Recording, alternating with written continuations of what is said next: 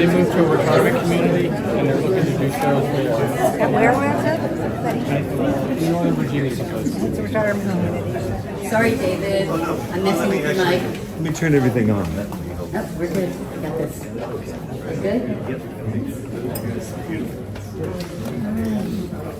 Good afternoon, and welcome to Folk and Great Music.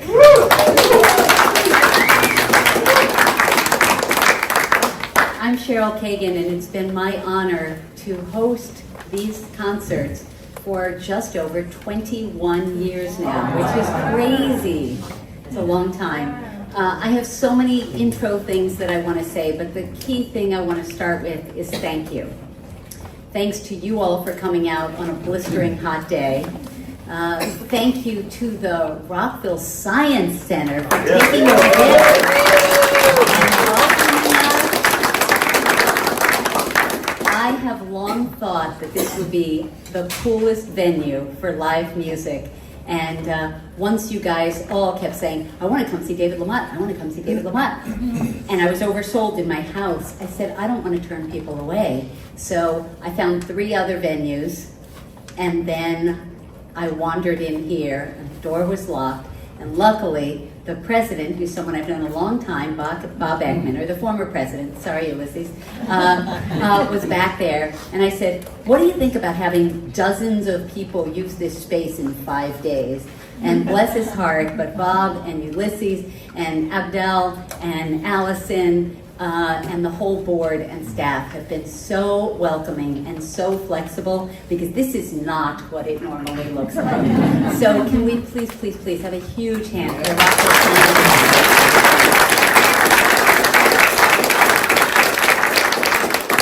Center. If you live in or anywhere near the Rockville Science Center, you really need to check out all of their programs for your kids, your grandkids. They do robotics, they do chess club, they have all the things. And as I said to David, that it's not every venue where you have the DNA sequencing on the wall of a music venue, signed by J. Craig Venter, which is kind of a badass thing. I also really must thank my amazing friend, volunteer partner in this concert with this venue. I don't even see him now. Of course he is. Scott Weber, who has done just extraordinary things. Sound and lights and equipment and PowerPoints and just all the things. And he has just been pretty remarkable in all that.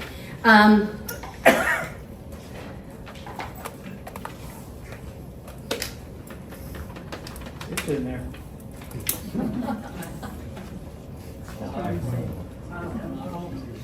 Last Wednesday, we lost a beloved friend of this community's, Tom Prasada-Rao. And those of you who are Facebook friends, or who are in my Folk and Great Music page, or who are involved in the music world, surely know what a love and a light that he brought to the music community and to the world.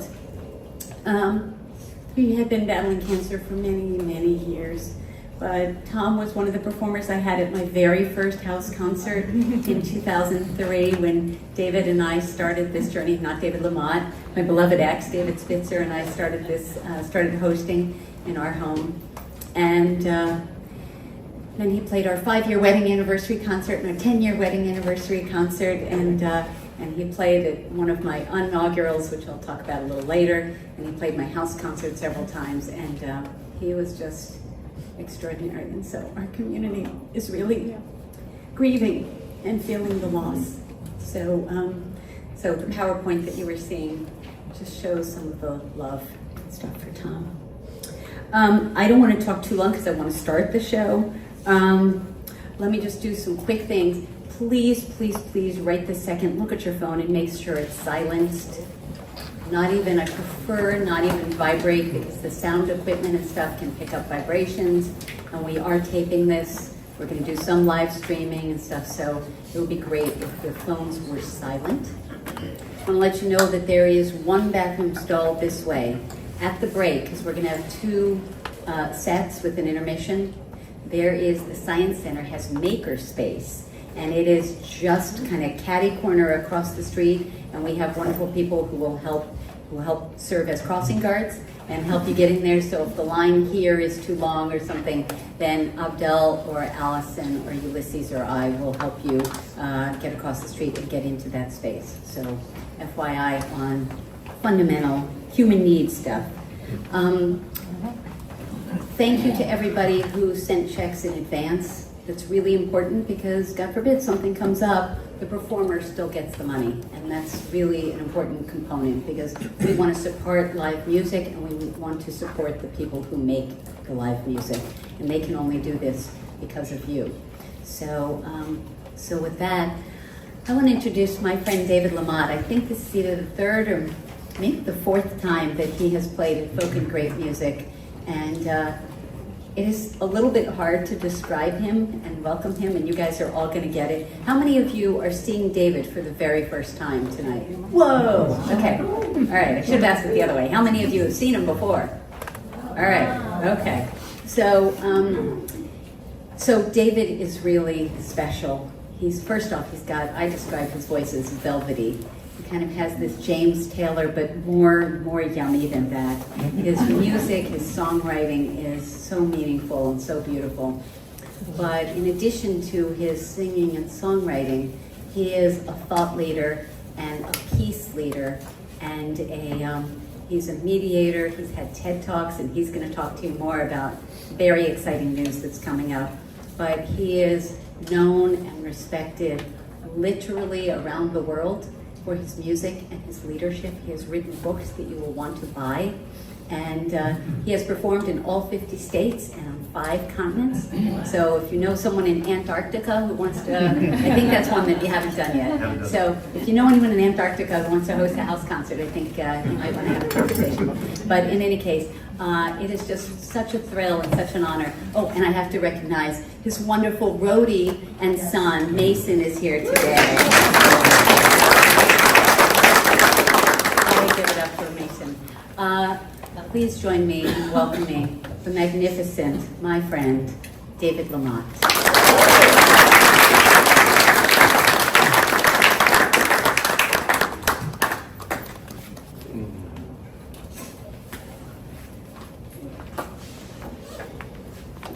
Appreciate y'all clapping before I've done anything. Apparently consider that a good sign. Thank you.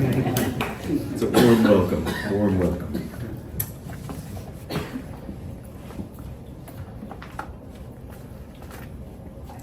I'm going to play you some songs. I'm going to tell you some stories. It's going to be that kind of night. And I want to just tell you, in case you forget, that it's not TV. I can see you and hear you and stuff. So if you have something you want to say or ask or whatever, just feel free to. It's fine, really. Preferably between songs, but what you got to do. It's all right.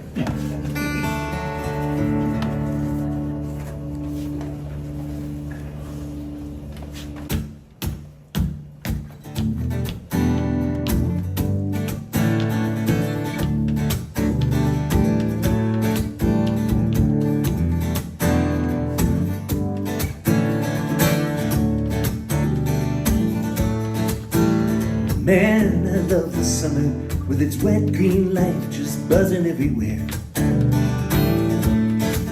But there's nothing like the first scent of the turning when you catch it in the air. There's something like a promise in a cobalt blue electric autumn sky. Like there's wisdom in the rhythm, like it's okay that the time keeps flowing by. September me like an old friend at the door.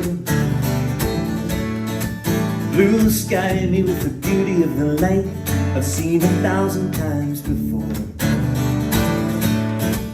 Undo me with the tiniest of flickers of the corner of your smile. Let's take a little time to take a little time and rest ourselves a while.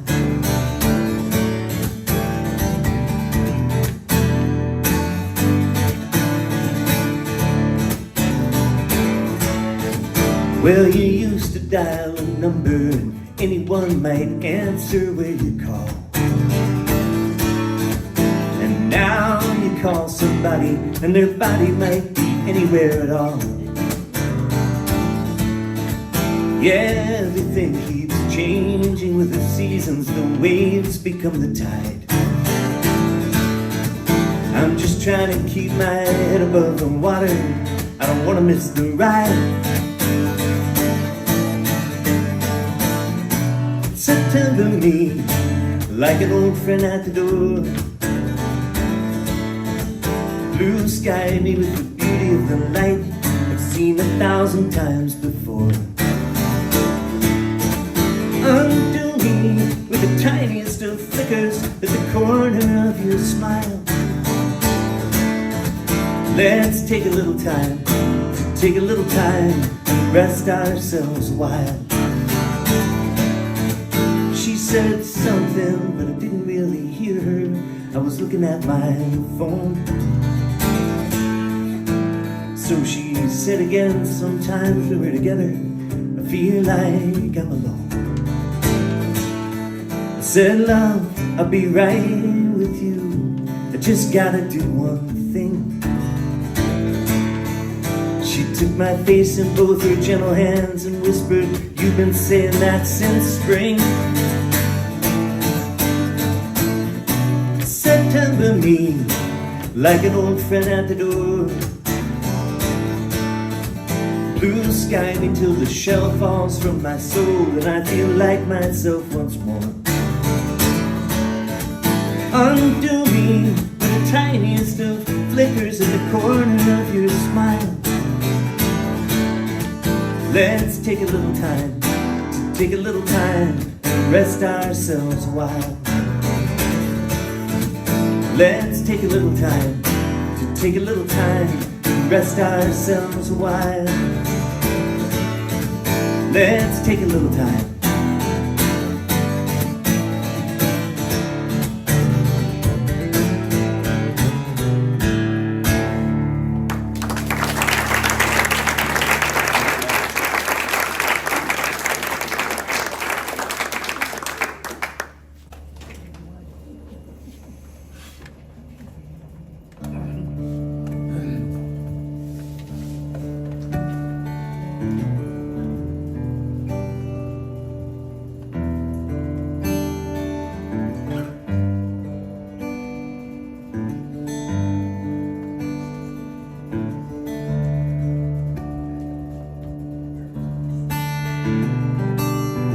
Open wide and taste the light falling from the stars tonight. This cannot be quantified. Open wide and taste the light. Lay your cheek against the song. Let it hold you firm and strong, ringing like a carillon. Lay your cheek against the song.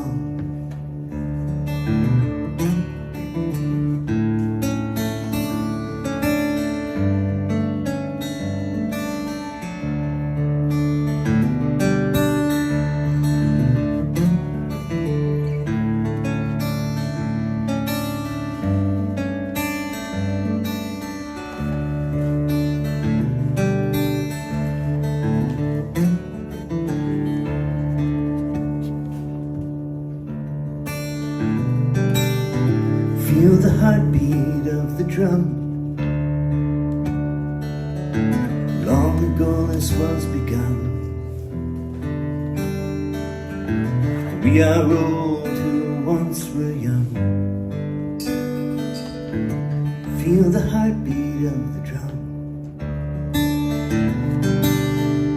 Drink the notes like drops of wine. Warming spirit, slowing time, winding like an arbor vine. Drink the notes like drops of wine.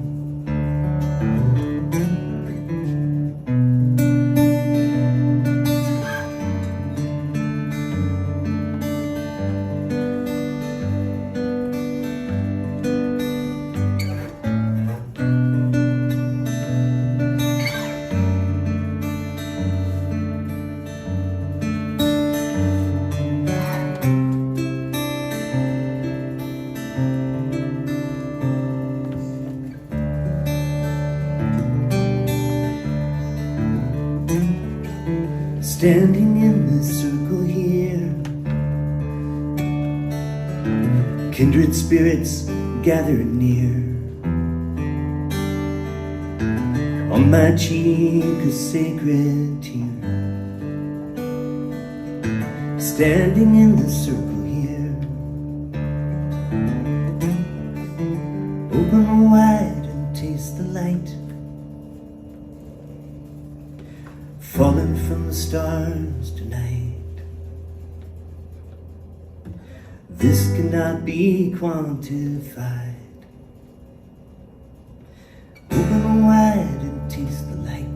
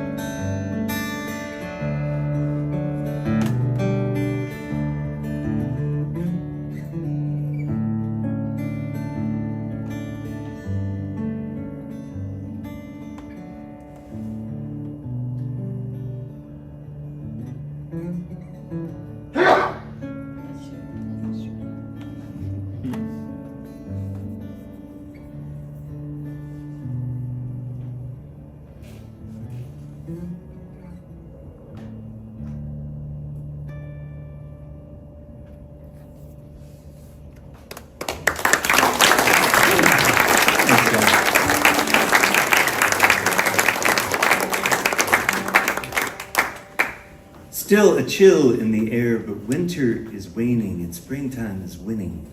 I swear that it will. Will you come with me to greet the new morning? The new buds are forming, the sky is turning blue, blue past so much of my life, looking down like a sad painted clown, but I'll wipe that face off. Often I've dreamed of this kind of adventure, and this is the clincher. You're coming with me. Meet me at dawn by the trailhead. We'll never have this day again. And you keep on talking about changes. This just might be where they begin. Intoxicating, I've been hibernating, but now I'm waking a silly old bear. Bare branches whisper, while others play rhythm. The jazz trees will give them side stick on a snare.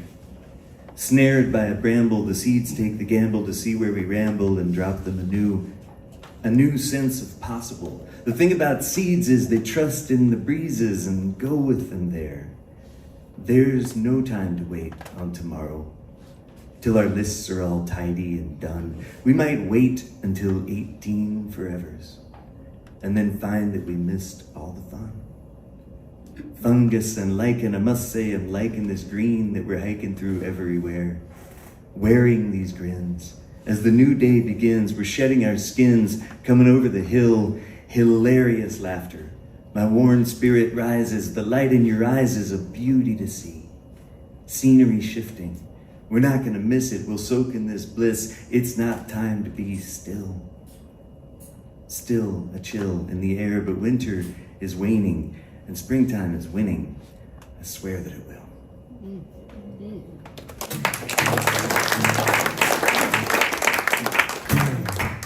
Thanks, y'all. So I realized recently, it took me a while to catch on, here I am in my mid-50s, but I just realized that other people don't actually listen to songs the way that I listen to them. I mean, most other people, including my wife, she's the normal one. So what she does is she hears a song 10 or 12 times before the words start to sink in, and then she starts to listen more closely to the words, and then finds the gifts that are there, but they become wrapped. You know, you have to get the wrapping off first. And that's not how it is for me. If I'm in a restaurant and there's music playing and I'm sitting at a table with you and you're talking to me, it's like there are two people sitting at the table talking to me about completely different things at the same time. I don't have the capacity to tune out lyrics. I just can't. I can't not listen to the lyrics. I can't do it. So I started just recently doing some of my songs as poems, and the last one is actually a song. I might play it for you as a song later, but you'll probably hear it differently because you heard it as a poem. That's the most complicated structure, you probably picked up on that I've ever done in my life, where the end of every couplet is the beginning of the next couplet, and all that craziness. It was kind of ridiculous. But once I had the idea, I had to do it. It felt like a crossword puzzle. I just had to make it fit together. There was this, there was actually correspondence between Carl Sandburg and Robert Frost toward the end of Frost's life, and when Sandburg was just kind of hitting the scene as a well-known poet. And they had this kind of contentious argument going on back and forth for many years. And Sandburg actually wrote to Frost one time and said, "Robert, just loosen up, man. Like, don't be confined by all that structure. You could just write words and let the words flow, right?" Frost wrote back and said, "I would sooner play tennis without a net." There can be gifts in structure. I'm not a person with a lot of structure in my life, but I guess there can be gifts there. None of that has anything to do with this song, except that this is another song I do as a poem sometimes. I grew up down in Florida. I lived in Sarasota till I was 15, and then moved to Roanoke, Virginia. And I mean, my parents moved to Roanoke, Virginia. I thought I'd go too because I was 15, and they do this weird thing in Florida. Well, I have several, perhaps, but they do this one thing in particular that I noticed at some point, that there's this habit of like building really big, tall buildings on sand right next to the ocean. And then sometimes hurricane comes in. Who could have predicted that, right, in Florida? So beaches erode, and we all chip in and put the beaches back, whether we like it or not. And I was thinking about that one day, and I thought that I would write a song about it. But one thing I've learned over the years is that the muse likes to be followed, but she doesn't like to be pushed. And if the muse has a different idea for what the song's going to be about from your idea, you got to go with that idea. Otherwise, it's just not going to work. So she wanted the song to be about water from a bunch of different angles, and so that's what I did. I wrote it about water from a bunch of different angles.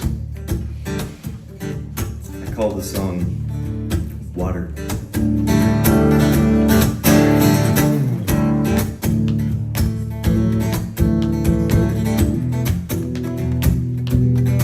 So they built this shiny hotel where the water meets the land. They smiled a little nervously as the ocean took the sand. They went down below the shoreline and they hauled it back again.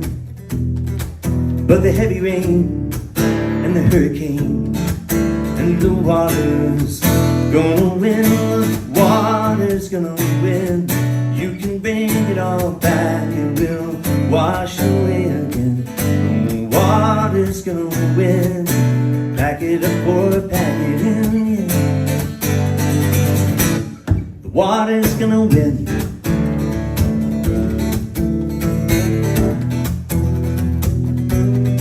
The glass of water you were sipping as you watch the morning come has quenched the thirst of 7 others underneath the younger sun. Hey, that got some science in there, guys.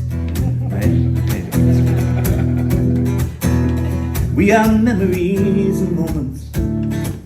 We are born and born again and again. We are rushing stream, breathing steam in the waters. Gonna win, the water's gonna win. Bring it all back and we'll wash away again. The water's gonna win. Ride the tide and ride the wind. All the rocks and sign the papers. Pour another glass of gin and cut the ribbon with the scissors. But the water's gonna win. Hey, hey, hey, hey. Ha, ha, ha.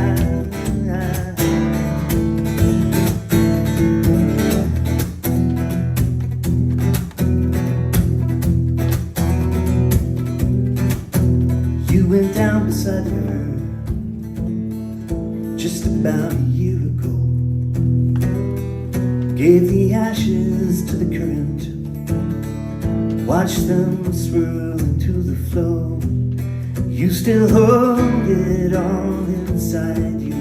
You can't stop once you begin. Close your eyes and feel it rising. Hey, the water's gonna win. The water's gonna win. You can't hold back the tide. You can't hide from what's within. The water's gonna win. Feel it flow beneath your skin. The water's gonna win. It will keep flowing through all we are and all we've been. The water's gonna win forever and amen. The water's gonna win.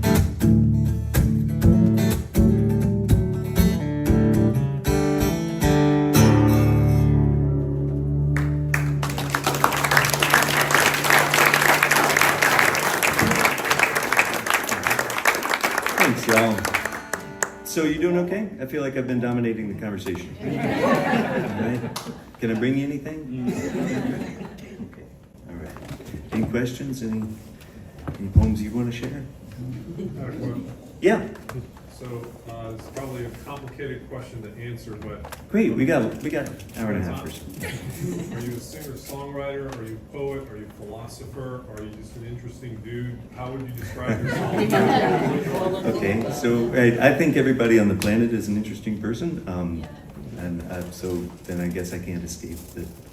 Hopefully, I'm interesting to somebody. But I've never been able to decide what I'm going to do when I grow up. I've been a singer-songwriter for 35 years as my primary profession, with 2 years that I took off to go do a master's degree in peace studies in Australia on a Rotary fellowship, and a little bit of time in India in the middle of that doing field work. I got to work with my good friend Chloe Schwenke for 6 years on the Nobel Peace Prize nominating task group committee for the AFSC, the American Friends Service Committee. I've had a lot of cool adventures. It's just been really fun. I feel so often in my life like Forrest Gump, kind of, why am I in this picture? You know what I mean? Like, it's so often I find myself getting to hang out with fascinating people like you and getting to have really rich conversations. The downside of my life is that the next day I leave, usually. Right? So I get to have one really interesting conversation with lots of people, and then there's a few people I get to hang on to. I've got old college friends here tonight. I've put 13 albums out. I put my first album out in 1991, but when I say album, I don't mean vinyl, I don't even mean CD. My friend Chris brought his old copy of my first album right here tonight. Chris DeLandro, my roommate through college for 3 of the 4 years, a really good friend. My friend Beth is here tonight. Maybe I'll tell a story later about that. I won't tell any of the stories about you guys. None of those, yeah. I don't know if that answered your question, but I lately, the last few years, I'll say this, a lot of my life has been as a public speaker as well. I've written 4 books. I put a most recent book out last summer. It's called You Are Changing the World Whether You Like It or Not. And it's really about social change, about our attachment culturally and perhaps humanly, but this is the culture I know best, our attachment to hero narratives of change. Like, large-scale change happens because of these individuals, and that's how we tell the story of change. If we were to drive to the nearest movie theater with 15 movies on the marquee, including the children's entertainment, including the comedies, including the dramas, as well as the documentaries, that's where it gets really sticky. That's how we tell the stories, right? That your job is to wait for the moment and then rise up and do the big thing, right? For most of us, Rosa Parks' life was one day long, right? It was all about that moment. We don't tell about her 20 years previous and her many years afterwards of being a day in, day out activist. We don't talk about the Women's Political Council that had the boycott organized and ready to go for a year before Rosa Parks was arrested. And when several other women were arrested, and one 15-year-old girl, Claudette Colvin, doing the exact same thing within that year, they each time went, nope, not the time, not the time, not the time. If it were the dramatic action that counted, we would know all of those women's names. You would know Aurelia Browder and who she is. And we don't, because it's not the dramatic action. The dramatic action is helpful sometimes, but it's the movement. It's always the movement. And that's good news for those of us who care, right? Because it means we don't have to be heroes to show up and have impact. What we have to do is find each other, right? And do the work together, incrementally, day by day. So I did a TED Talk. Oh, just put that anywhere. That's fine. I did it. Sorry about that. That must have been terrifying when that fell right near you. Adrenaline. That's good. Some people were getting sleepy. It's a little warm, so that helps. So I did a TED Talk in March, my second TED Talk in Asheville, North Carolina. There were 9 of us who spoke that day. And the way that works is that you video record it. It was a beautiful event, really nice tech, great sound, great lights, 4 cameras, 480 seats sold out, plush theater. It's just beautiful. And so you edit the video and then you send it to TED International to vet. Make sure there's no pseudoscience, make sure you're not just hawking your book, those kinds of things. And so we did that. We edited all the talks and we sent them away. The guy who has the license, his name is Brett McCall. And about 3 weeks later, they published 3 of the talks, and then the next week they published 2 more, and then a week after that they published 3 more. Cool. But wait, that's just 8. And mine wasn't published. And so after a couple more weeks of waiting, Brett wrote to TED International and said, just want to check on this one, is there a problem? And they wrote back and said, sorry about the delay. The reason for the delay is that we've chosen your talk as an editor's pick. Wow. And we're going to send it out. We're choosing the right date. They actually said our publicity team is working on the best way to give this talk maximum impact and reach because we feel like it's important. And that's all good. Just pretend that fell off the wall. It's good. Maximum reach and impact because we think it's timely and important. Wow. So July 30th at 1 p.m. Eastern, TED International is going to send the talk to 40 million people worldwide.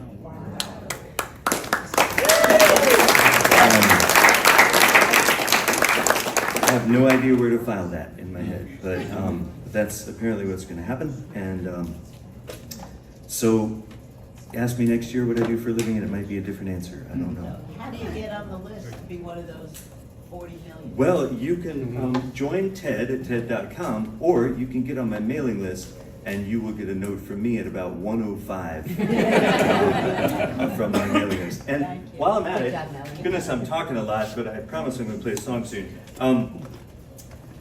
While I'm at it, I'll just tell you that those mailing list cards that were on your chair when you sat down, you'll notice they're perforated. The ones that with the pictures of me on them, they're perforated. And what you can do is fill in the bottom part of that, and at the break, give it to Mason over there at the table, or we'll collect them or whatever. And at the end of the night, I'm going to pick 2 names from all those and give some stuff away off the table. So if you want to fill that out, I'd love to stay in touch. Love to let you know when when the talk comes out. And oh yeah, we got pens. Scott's got pens. That'll be fun. But hey, there's a lot of other cool stuff going on in the room tonight, including it's your 45th wedding anniversary. Goodness gracious! And here you are hanging out with us. That's so fabulous. Thank you so much. I'm deeply honored that you would choose to spend your time this way. For real. Thank you.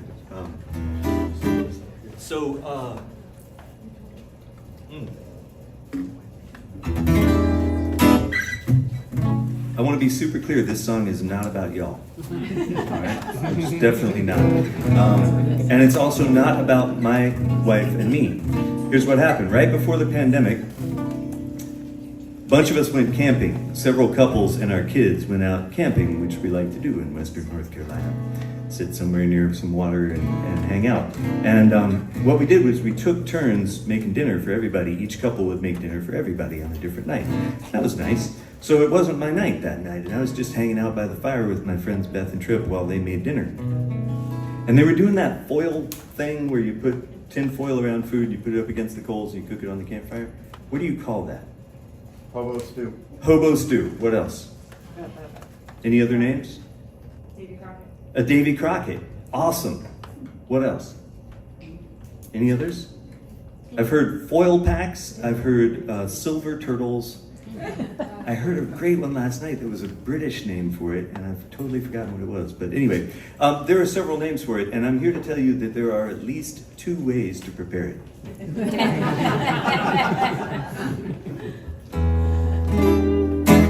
And these 2 people who had pledged their undying love to each other in front of their friends and family and God and everybody,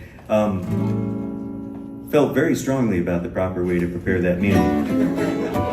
And they were having a little conversation. I was hanging out watching and listening. And something stirred in my heart as I watched and listened. And then I looked up, and down through the trees, the muse was descending. And she touched me on the forehead, and she gave to me a song. Except it wasn't really the whole song, it was just the chorus. And y'all know that I went and did that master's degree in peace studies and, trained in mediation and all that stuff. So what that means, of course, is that there's no conflict in my marriage. So I, just didn't know what to write about. So I did what anybody would do in the same situation. I got on Facebook and I said, hey, y'all, I'm writing a song about stupid stuff that couples argue about. What do you got for me? If Deanna were here, she would tell you that stories that I tell do have a tendency to grow over time, right? I can exaggerate from time to time. That's true. I own it. But I'm not exaggerating when I tell you that over 400 people commented on that Facebook post. People had so many ideas about dumb things that couples argue about. So I just literally highlighted them and chose my favorite ones and crowdsourced this song. All my Facebook friends wrote this song with me. And I just feel like it's important to tell you that before I sing it, because I don't want you to worry about me and Deanna. We're doing okay. All right, here we go.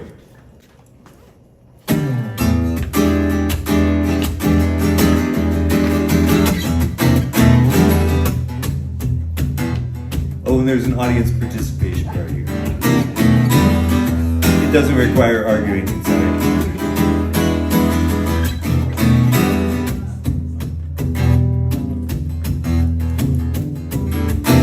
I've had several therapists tell me that they use this song in therapy. They play it for couples. And that's kind of the purpose it serves in my life, in my marriage, is that when I hear myself say something that reminds me of something I heard in this song, I'm like, oh no.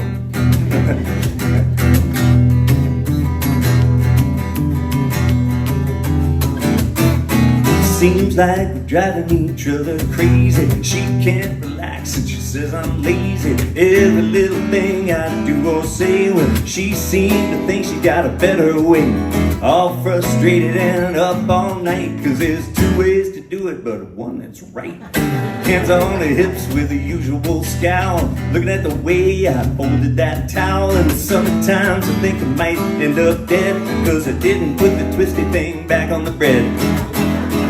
Yeah, sure, I'll take the trash out in just a minute, but if you push it down a little, you could get more in it. It's done, it's the way I do it. The way I do it is the way it's done. You can do it your way all day long, if you don't mind doing it wrong. Okay, so I'm also going to tell you at this point that on the album, this is a duet with my good friend Beth Wood. So at least 2 of the genders get equal time there. So.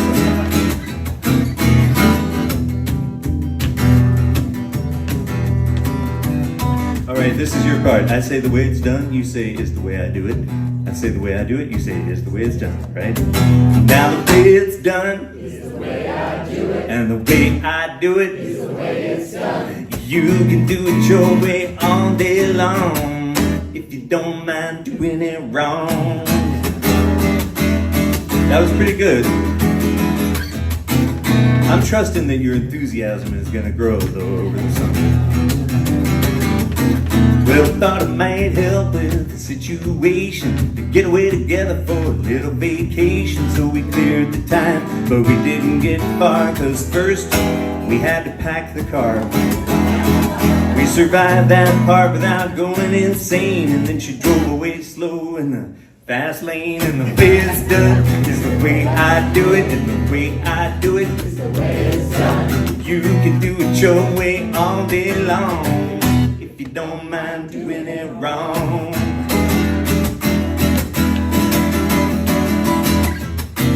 Now there's which way the forks go, up or down, and which way the toilet paper spins around. When you put your headlights dim or bright, and when you slow down for the traffic light, and how dark you go when you toast the bread, and how many pillows do you need on one bed? Whose turn it is to let out the cat? Are you really gonna put ketchup on that? Which way to vote in the next election, and when we're gonna stop and ask for directions. And I don't want to start a whole bunch of drama, but don't get me going on the Oxford comma, 'cause the way it's done is the way I do it, the way I do it is the way it's done. You can do it your way all day long, if you don't mind doing it wrong. And the way it's done is the way I do it, and the way I do it is the way it's done. You can do it your way all day long, if you don't mind doing it wrong. This is the tender Elvis verse.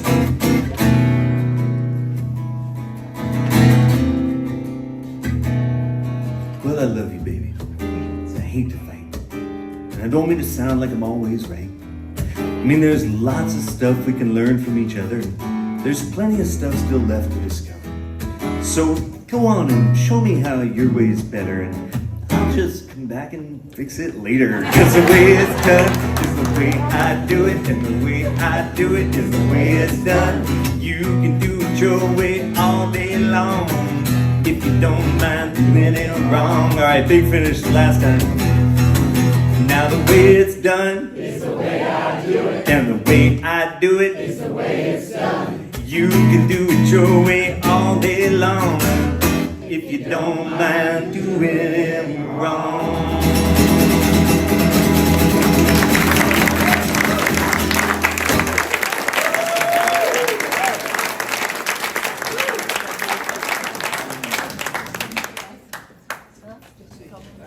Let's see.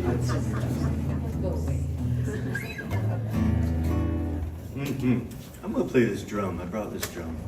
I think it's time to play it.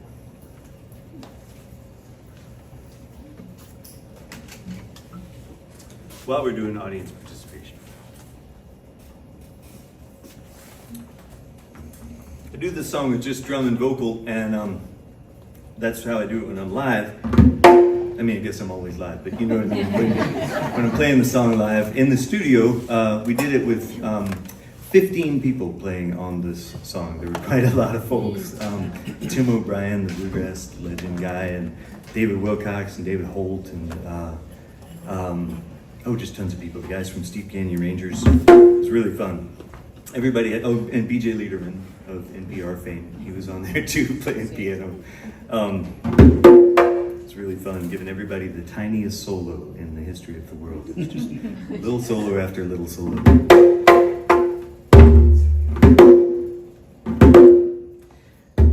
I reckon all art is open to interpretation, right? That's the cool thing about it. It's not a lecture, it's art. You can interpret it, you can receive it the way it works for you. So, there are at least 3 ways to come at this song.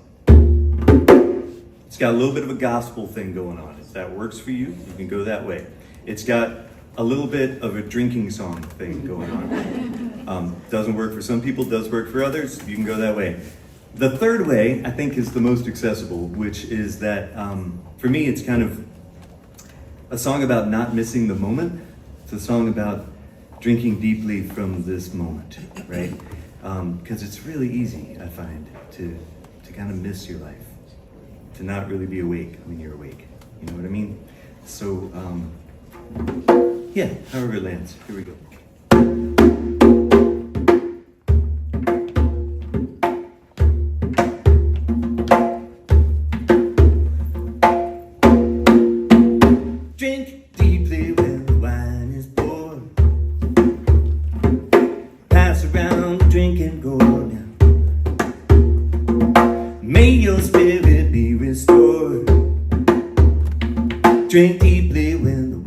is poured.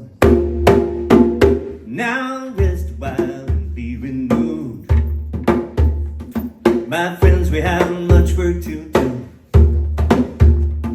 With love our cause and our reward. Drink deeply when the wine is poured. Drink deeply when the wine is poured. Deeply when the wine is poured. Pass around the drinking gourd. Pass around. May your spirit be restored. Drink deeply when the wine is poured. Right on, that's how it goes.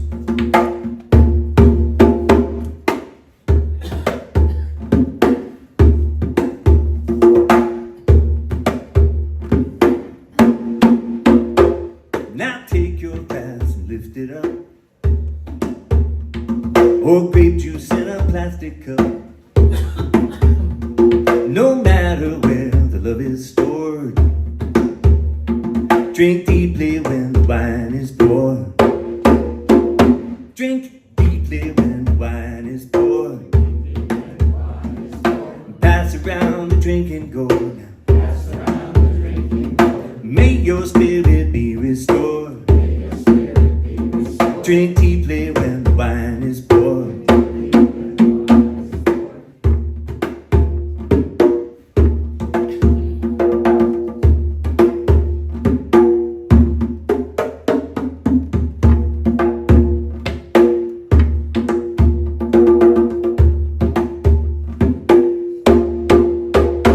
And though we may not all agree,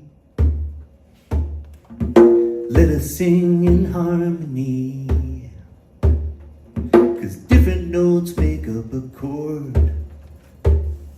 Drink deeply when the wine is poured. Drink deeply when the wine is poured. Pass around the drinking gourd now.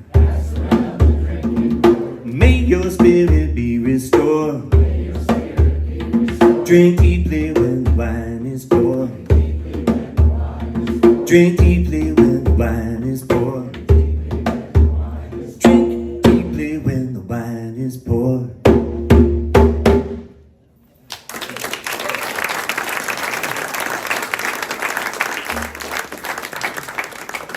Thanks, y'all. How are we doing on time? Is it we coming up on? Yeah. I'm gonna do one more. We'll take a little break and hang out with each other a little bit, and then I'll come back and play some more. And I hope you'll come back too. It'll be much more fun for me.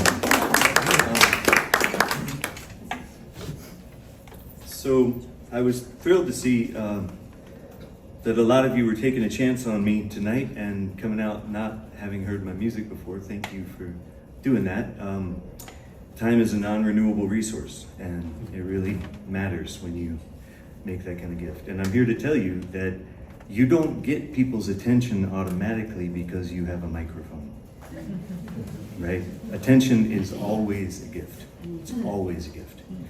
And after 35 years of doing this, some like 3,500 shows around the planet, 13 albums, it's been a big adventure. And I'm here to tell you that feeling listened to still feels exactly like it did when I was 15 and came out of my room and played my first song for my parents, you know. So thank you for that good gift. Let's see, I'm gonna plug this back in. I'm gonna tune it to a really weird tuning.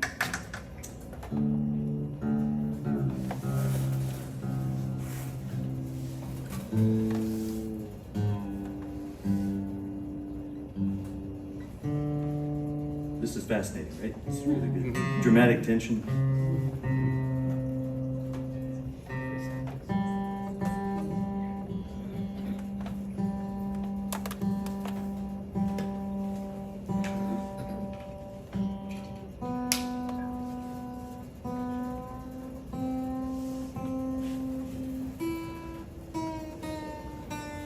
I had to tune all but one string, but we're about there. Let's see. I have heard that described as a Chinese song. Two things. I have heard that as well, yes. Yeah. All right.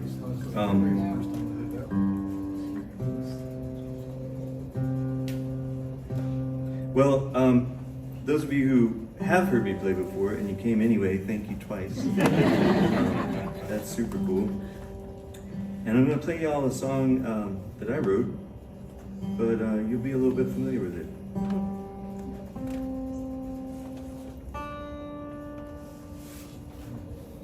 This is, believe it or not, one of 2 songs on my most recent record that has bagpipe on it, on the album. No kidding. 2, not 1, but 2 songs on the record that have bagpipe.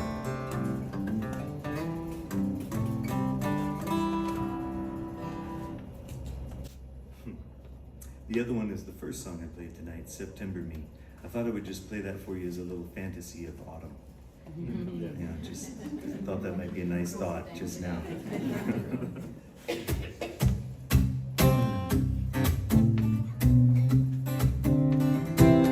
This is the title track from the most recent record. It's called Still.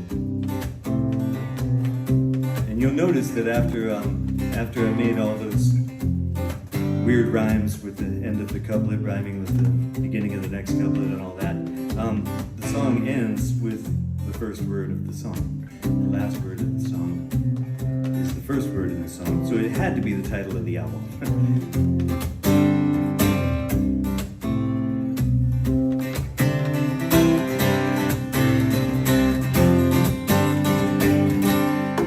Still a chill in the air, but winter is waning, springtime is winning. I swear that it will. Will you go with me to greet the new morning? The new buds are forming, the sky is turning blue. Blue past so much of my life, looking down like a sad painted clown. But I'll wipe that face off.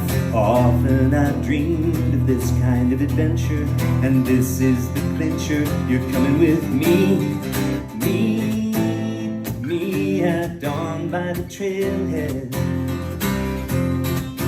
We'll never have this day again.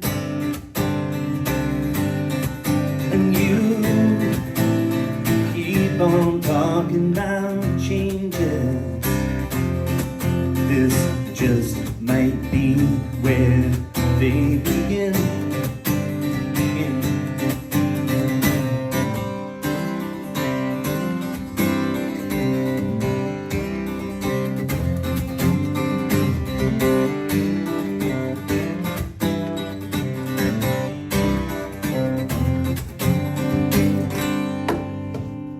Intoxicating, I've been hibernating, but now I am waking, a silly old bear. Bare branches whisper while others play rhythm. The jazz trees will give them side stick on a snare. Snared by a bramble, the seeds take the gamble to see where we ramble and drop them a new sense of possible. The thing about seeds is they trust in the breezes and go with them there. There's no time to wait on tomorrow, till our lists are all tidy and done.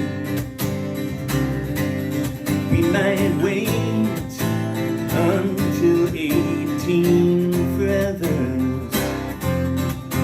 then find that we missed all the fun.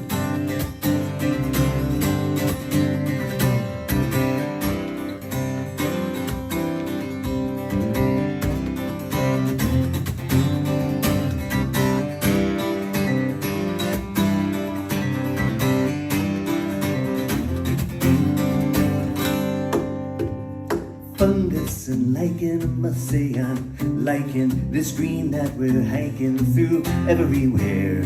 Where leaves grins as the new day begins. We're shedding our skins, coming over the hill. Hilarious laughter, my worn spirit rises. The light in your eyes is a beauty to see. Scenery shifting, we're not gonna miss it. We'll soak in this bliss, it's not time to be still.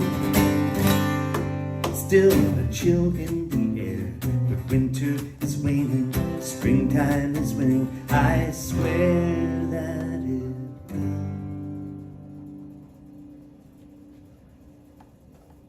I'll see y'all back here in just a minute. Thank you so much. Appreciate your time.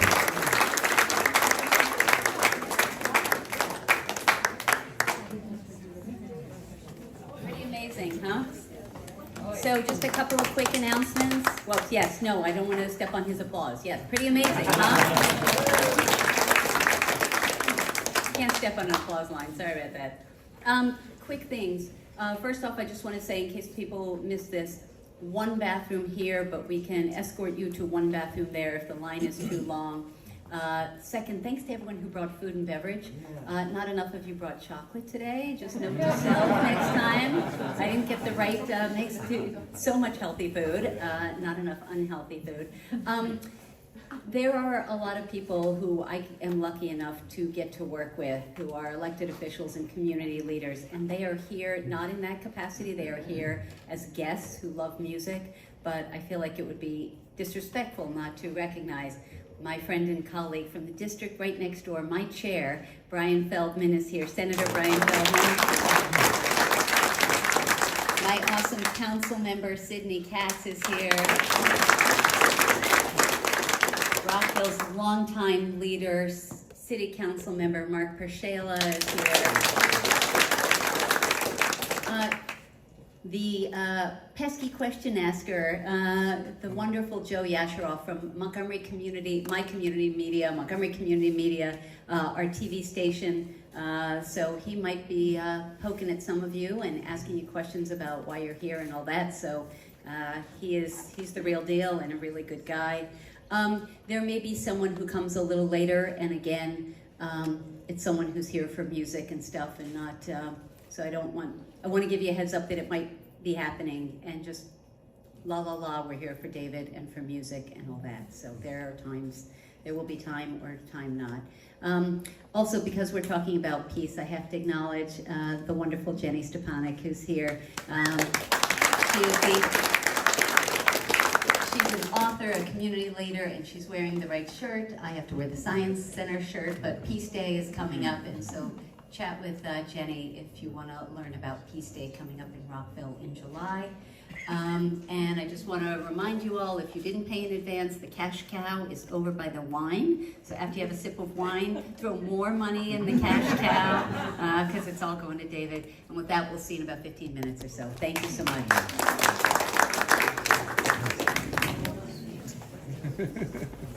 Okay, so where's David? Is David around? Hello. Hey, Jackie. All right. Okay, so very special occasions. Yes, this is a tab. Yes, Coca-Cola stopped making it during the pandemic. They used it as an excuse. Damn them. And this is part of my diminishing stash. So only special occasions, and I thought this merited it. I have a few quick announcements, and then we're going to start again. I talked about Fair Folk, and so I was the first. Folk and Great Music was the very first house concert series in the country to have a collective bargaining agreement with the American Federation of Musicians, Local 1000, and that's about paying performers a fair wage and helping support them in retirement and all that. And so I just want you to feel good that this is this was the first unionized house concert series in the country, which I think is cool. One of the ways you can tell that a performer is really loved and respected is when when other hosts come. And Scott and Paula Moore have one of the very best concert series in the country.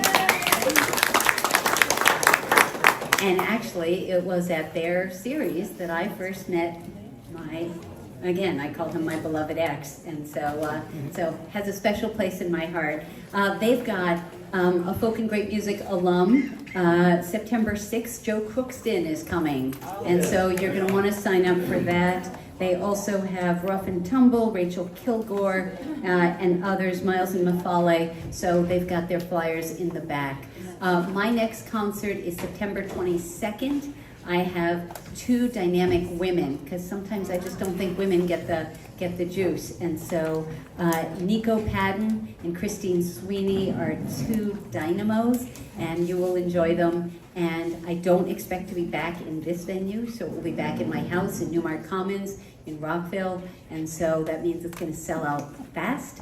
If you want for sure to have tickets and you've looked at your calendar and you're not going to flake on me, see me and I will make a note, and would love to have you guys back September 22nd.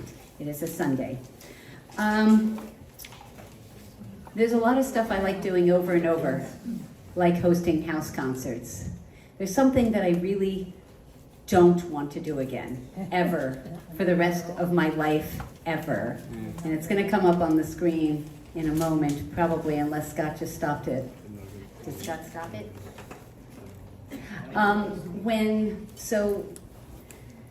David's book about You're Changing the World, Whether You Know It or Not, is about how one person can make a difference. And I always say that's one of my mantras, and that we don't need the superhero, but it's a lot of us banding together.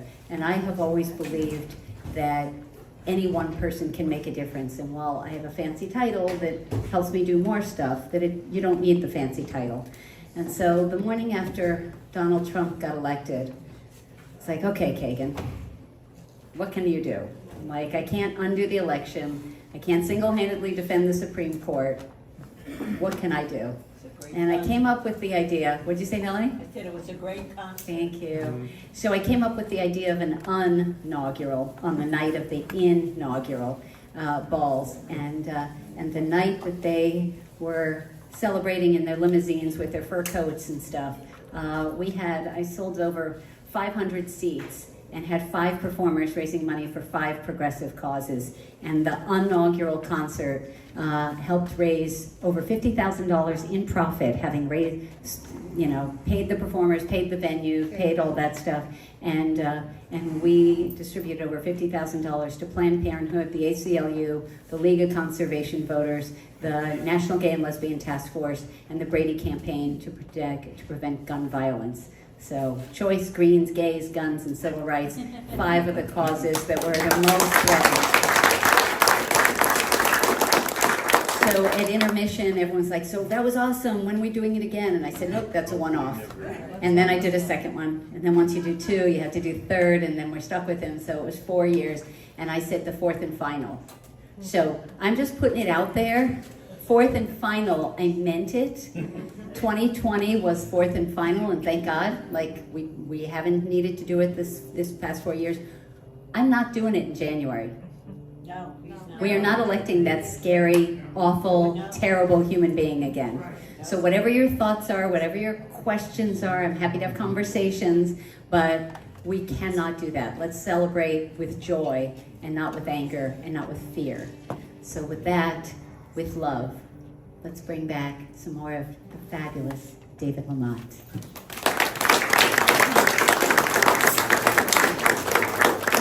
Thank you, friends. I gotta figure out where I put my little wireless doohickey. Very strange. I think this is going really well so far, the second set. Great. That's what I'm looking for. Thank you. All right, thank you. Cheers. Hi, you came back. Awesome. Thank you so much. Really good to be with y'all. I'm going to play an older song. I've been playing you some from the latest record.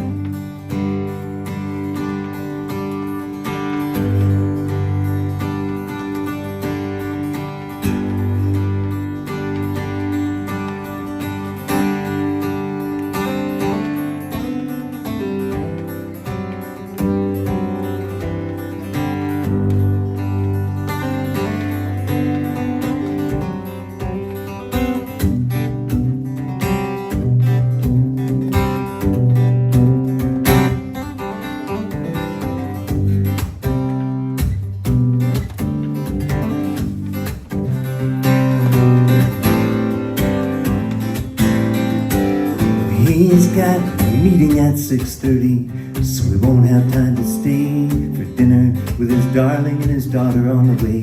He's fighting down the freeway, sewing up that dotted line. There's no time like the present, there's no present like time.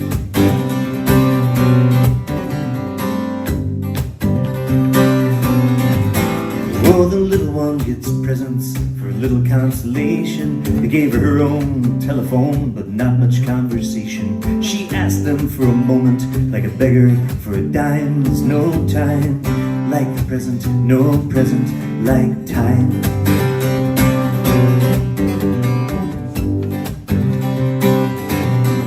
Model student in her high school does her homework every night, sends her mortarboard flying with her future looking bright, hangs the tassel from the mirror of the present parked outside. There's no time like the present, no present like time.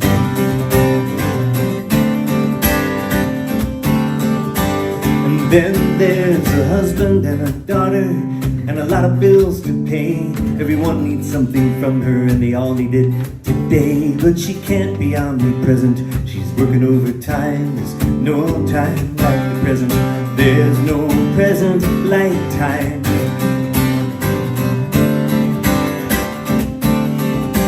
And then the phone rings late at the office, coming in on the private line. It's her husband, it's your father. Seems he finally made his deadline. Deadline.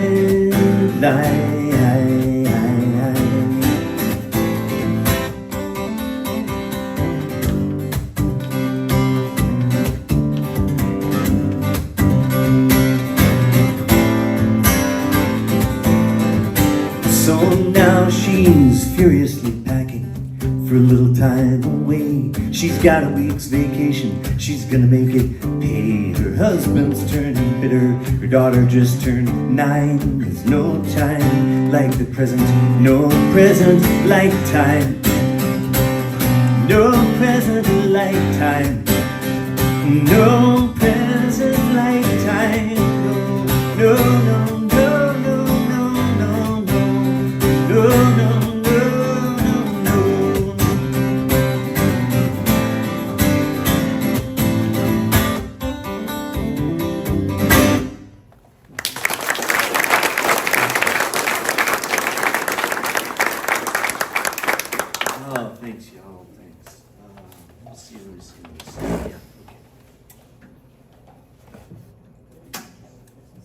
Every night I meticulously make a set list and I work out like the tunings and the flow and like what's going to be an upbeat song and where to put the slow ones, and I think about it a lot. I really craft that generally in the last like 20 minutes before the show, but not just because I'm a procrastinator the way I am, but also because I want to see who I'm playing to and get a sense of like what's happening in the room.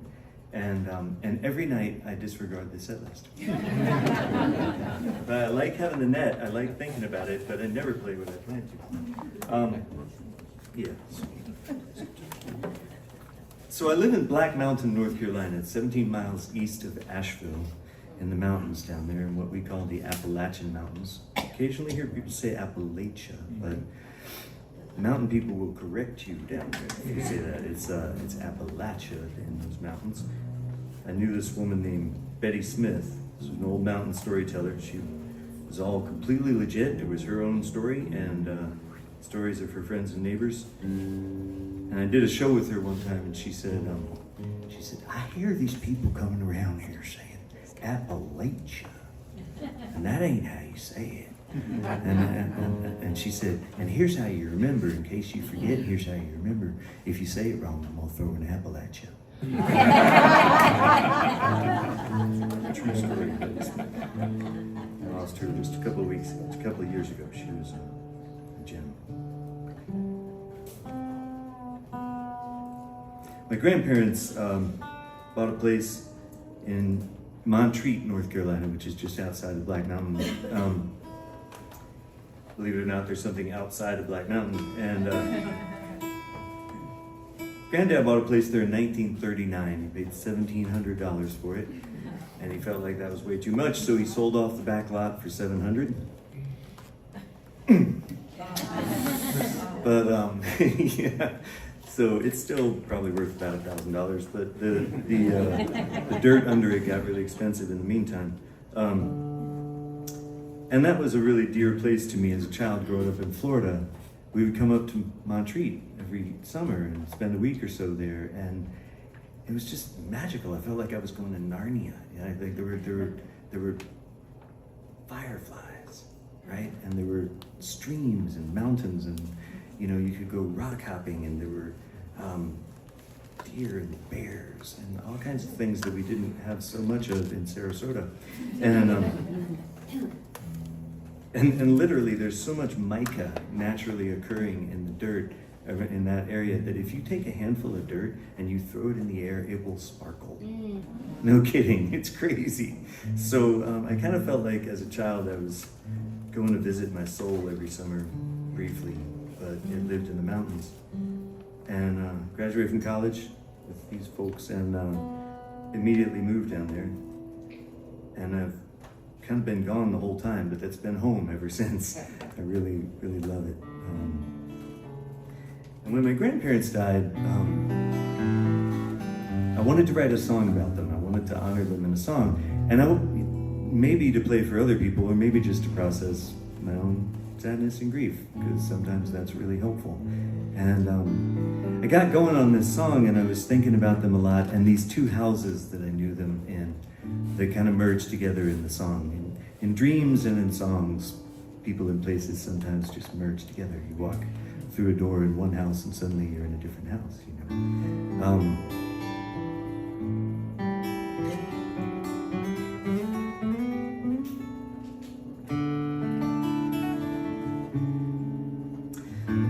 So when I started writing this song, I thought, well, I need to finish writing this song, but it's not really going to work for anybody else. Nobody will relate to this song because it's far too specific to my particular family and my particular grandparents, who I love very much. And this is the song that taught me as a very young songwriter about the generality of specificity principle. Right? You're a writer? You just know what I'm talking about. Yeah, that's fair. But I think that's right. If you write specifically about a very particular thing, it's often more universal than if you try to be general, right? So, I don't know. You can decide for yourself how you feel about this song. But the town of Black Mountain, before it was called Black Mountain, used to be called Gray Eagle. And that's why this song's called that too.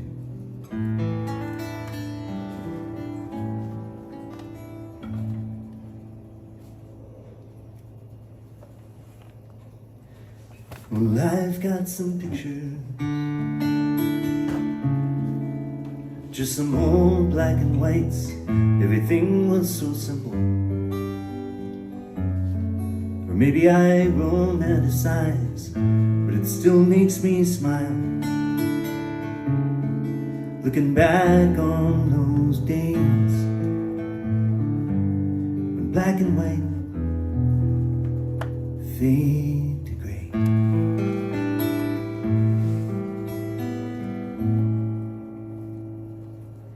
And the gray eagle flies, and I'm riding along to the land of my father's father, singing the song my grandmother used to sing, about a bushel and a peck and a hug around her neck, and I'm home.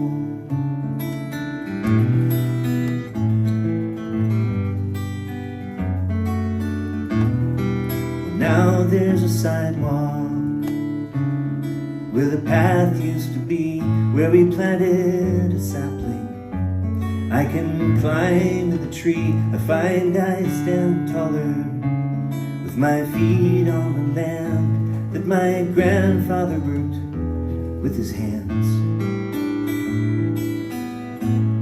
And the gray eagle flies, and I'm riding along to the land of my father's father, singing the song my grandmother used to sing, about a bushel and a peck, and a hug around the neck, and I'm home. Once in a while, I like to stop by and make sure that the place looks okay. Stand on the steps with a tear in my eye, and I'm wishing that I could just stay. So I'll take a few pictures with my dad's 35 of my grandparents' home, where they lived most of their lives, and a few in the garden where their roses still grow. And I'm hoping that somehow they know.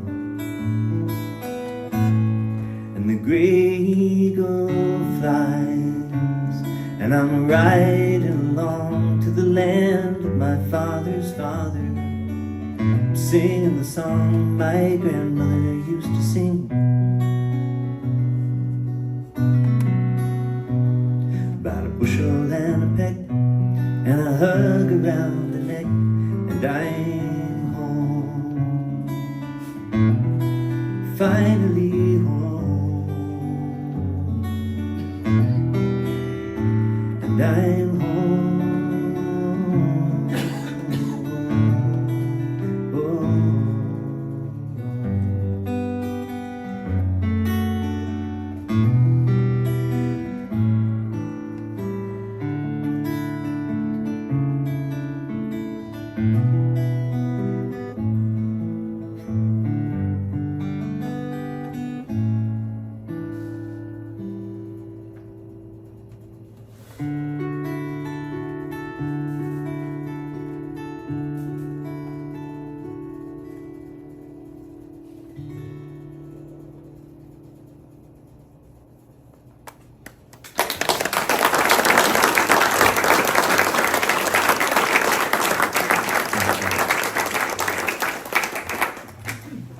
Play a couple old songs here. I'm gonna go back in the catalog a little bit.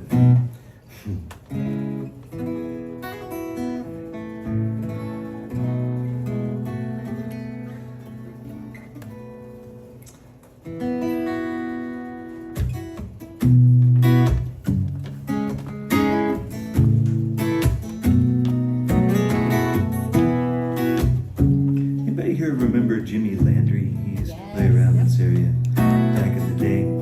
He was a very close friend of mine back in the day, and we lost him just a little while back, just a few years ago. It's a song I originally wrote about Jimmy, and I found out over the years that it's about some other people too. I didn't know that at the time. But it references a lyric from a song of his.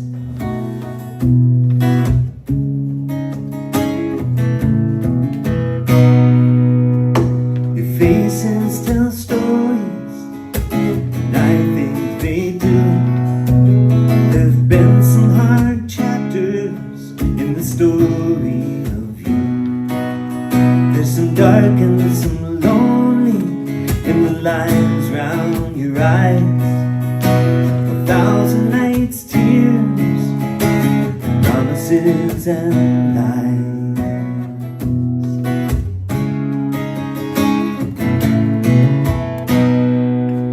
So we sit at the diner, we talk until dawn, lay it all on the table till the coffee's all gone. All the hard people you've known, and you've been wounded and healed and opened again. You said it best, you played your guitar. From where you come isn't what you are. I can hear the song ringing out over the miles, and there's nothing so true as the hope in a hard-earned smile.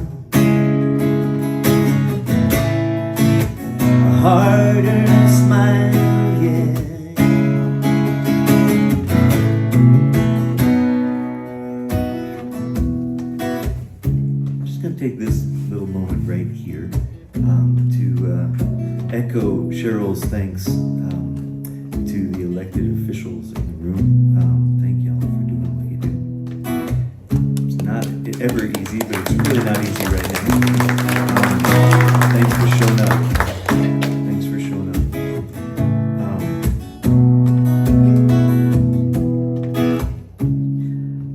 Sometimes when I'm singing a song, I'm thinking about something else at the same time. And what I was thinking about just now was how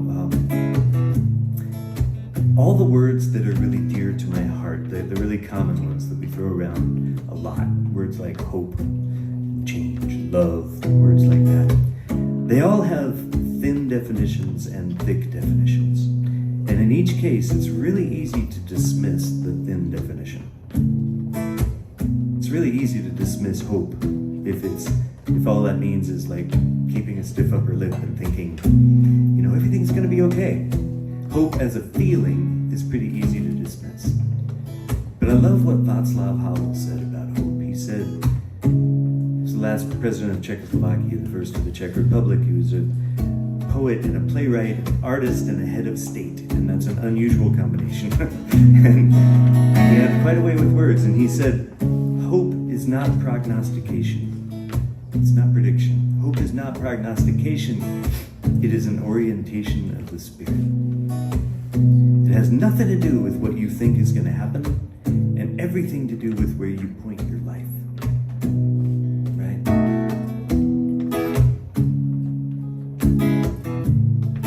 So I'm thinking about that while I'm singing this song called Hard Earned Smile. Right? Not thin, not optimism. Optimism is looking around and thinking, I think it's going to work out all right. Hope is not that.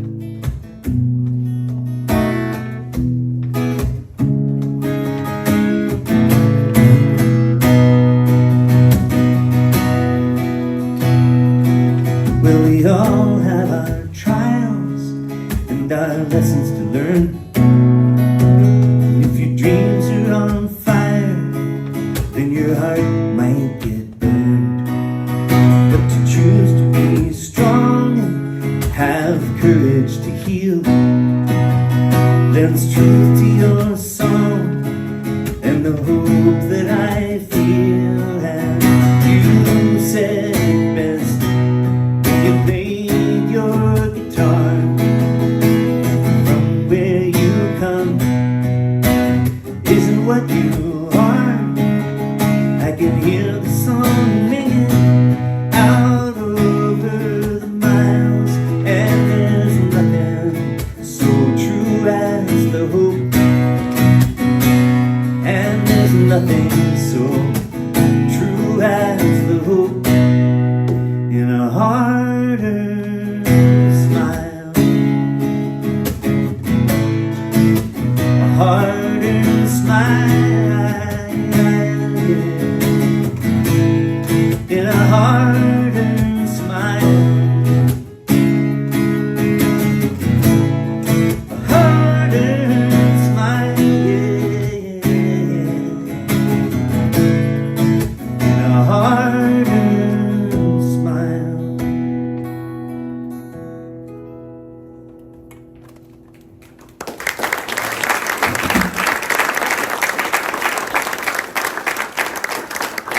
All right, this is going to be a drastic segue. I'm going to switch it up hugely.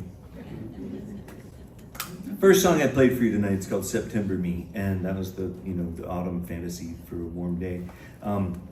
That song, amazingly to me, was the #1 song on folk radio in September of 2022. So, all 15 of the stations liked it pretty well. No, I'm kidding, but there's more than that, and it was an honor. But that was kind of folk hit is kind of an oxymoronic phrase, but that's the closest I've gotten. This is the other closest I've gotten. This song is a children's song, and it won a big old award back in the day for children's music. So I'm going to play it for you because it's my other big hit. Gotta play the hits. So, if there are songwriters in the house? Songwriters? Yeah? No? Yeah? Nobody gonna admit it? Okay. Well, here's a tip, unsolicited songwriting advice. never, ever, ever write a song where every line in the whole song rhymes with E. You should never do that, right? It's the opposite of that complicated song, because I had a mnemonic device in every line and knew what the next line was because it had the same sound as the last line, right? And this is the opposite. You can't remember anything because they all rhyme. So also you have to dip very low in the bag of rhymes in order to complete the song, which is exactly what I did. So just needed to warn you before we get into this. Here's my big hit. It's the title track from my children's album, which is called The SS Bathtub.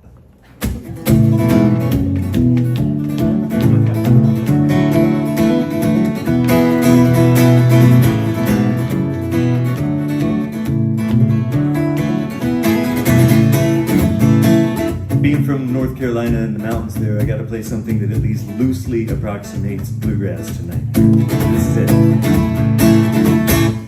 I am the captain of the SS Bathtub. I roam wherever I please. Yes, I am the captain of the SS Bathtub. Come sail away with me. Now my friends come visit on the SS Bathtub. They arrive on the water skis, that's right. Some are dolphins, some are whales, and some are... Oh yeah, there are Floridians in the house, yeah. Manatees, yeah. Now I travel far in the SS Bathtub. I sail the 7 seas. Sometimes I stop at islands that look just like great big... Okay, so this one is less obvious, but if you're sitting in the bathtub and your knees are sticking up, they look like islands, right? So, yeah, knees. Sometimes I stop at islands that look just like great big knees. And I am the captain of the SS Bathtub. I roam wherever I please.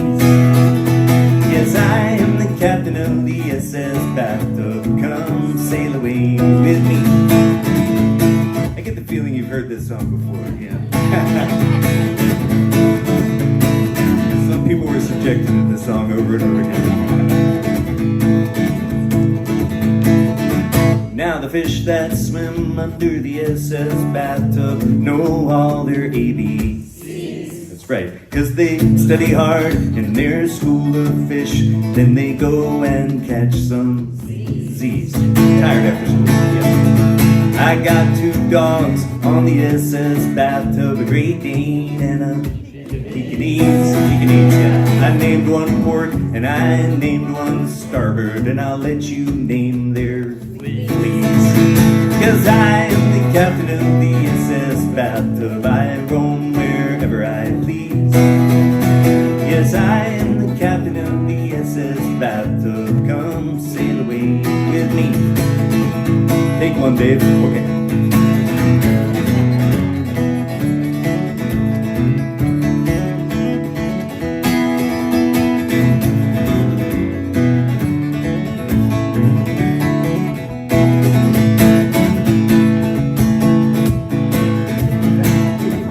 That's what's called a folk solo. It's where you play what you were playing before, but you don't sing.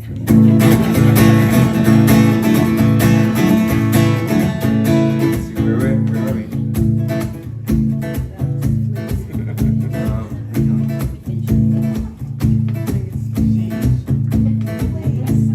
Something that rhymes with E, I know. Oh yeah, I got it. And for dinner on the SS Bathtub, we all eat mac and cheese. But I don't use salt and I don't use pepper, cause I don't want the whales to sneeze. And we love to play on the SS Bathtub with our blocks and our... Right, frisbees. You play frisbee very carefully on a boat, but there you go. Make up songs, we put on plays, we never watch TV. That's because I am the captain of the SS Bathtub. I roam wherever I please. Yes, I am the captain of the SS Bathtub. Come sail away with me. Come sail away with me.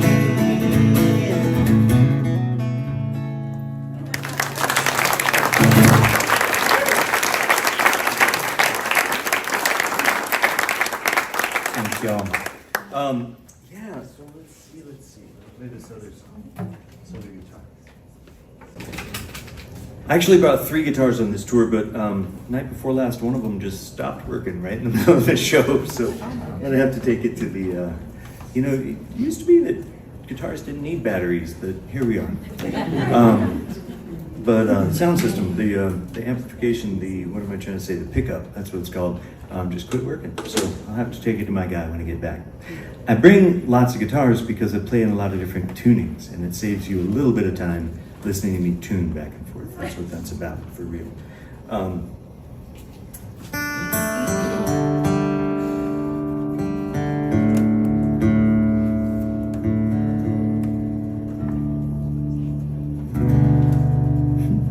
That's not what we're looking for.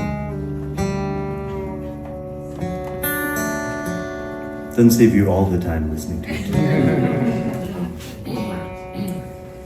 So Cheryl mentioned earlier that the whole community lost a really bright light this week and on Wednesday. And it's a tough one. It's a really tough one. Prasada-Rao was truly one of the kindest people I ever met. And I've met a lot of people, man. But I was actually chatting with a friend last night, Eric Balke and I were talking about Tom and how Tom just always seemed to have time for anything that you asked of him. For a conversation, or to come produce your record, or to come sing harmony, or to listen to a song and give you some feedback. It was just remarkable. He always seemed to have time. And as we talked about that, I thought, but I thought about something my sister said to me, my older sister Kathy said to me many years ago. You never actually have time for anything. You only make time for things. And Tom somehow made time to be at my wedding 20 years ago and to co-produce an album for me and to come sing as far back as 1994 was the first time Tom and I ever recorded something together. And every time I ever saw him, I felt better about humanity. He was that kind of guy.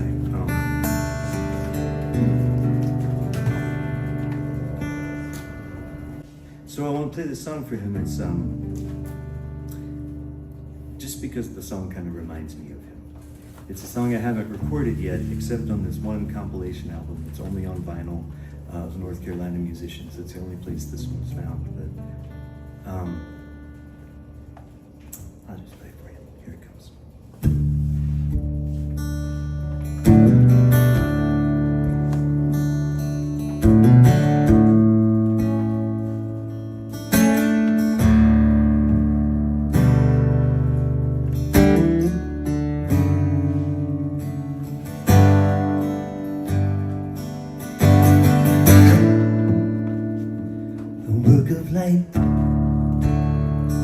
Is to warm and nourish, to show the way and reveal what's true.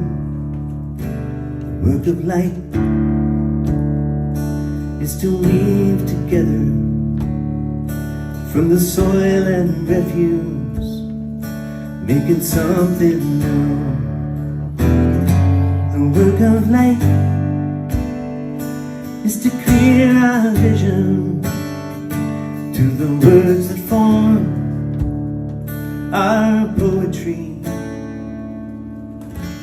The work of light is to herald daybreak, once again illumine possibility.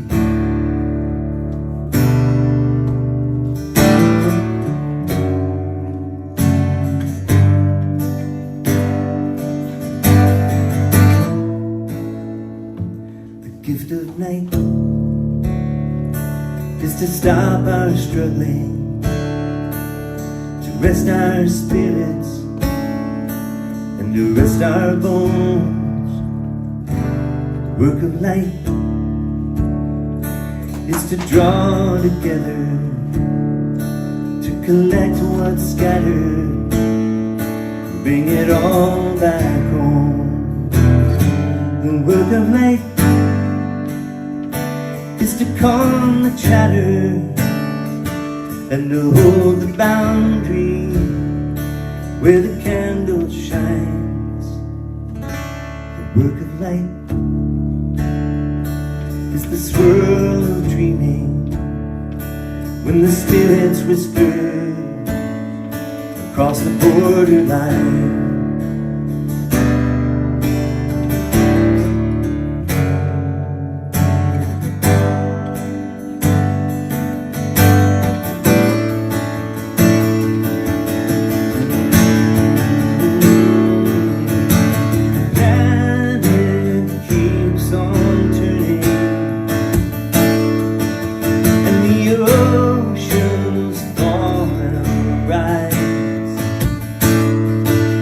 Show me all the light that's shining, then let me close my eyes.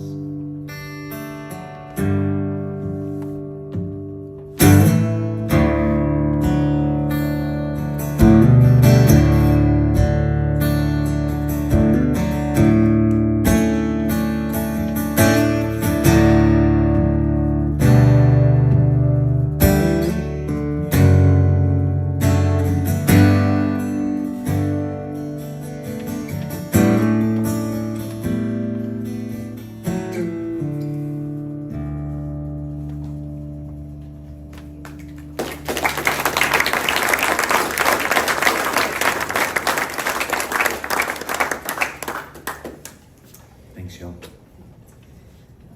Whew. Holding it together tonight. 3 nights ago on stage, fell apart entirely. Yeah, hold it together.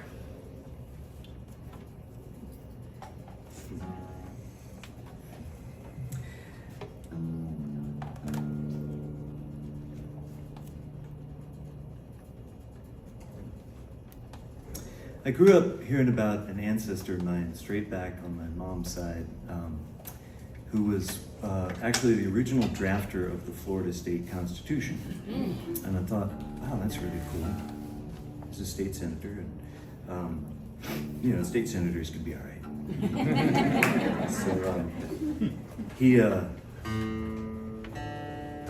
I always thought that was pretty cool, you know, that I was descended from that guy. No reflection on the state senators here. I found out later, only in the last few years actually, that he also drafted the Articles of Secession.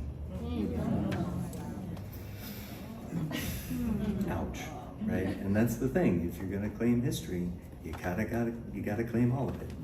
And that can be hard to do.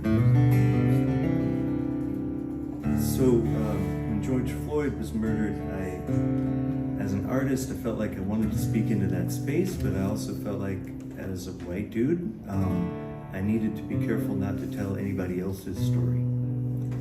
And I wasn't sure how to tell mine. And mine's pretty complicated. I mean, I'm actually in possession of my own grandfather's membership card in the KKK. True story. So what do I do with that? Because on the one hand, you know, I did not make the decisions he made. He made his own decisions.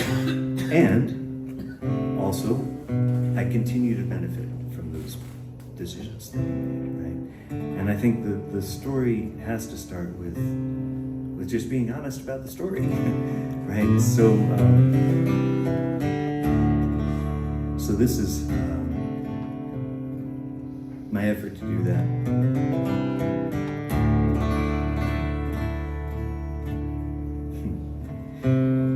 Living in the South my whole childhood, actually my whole life, except for some time overseas,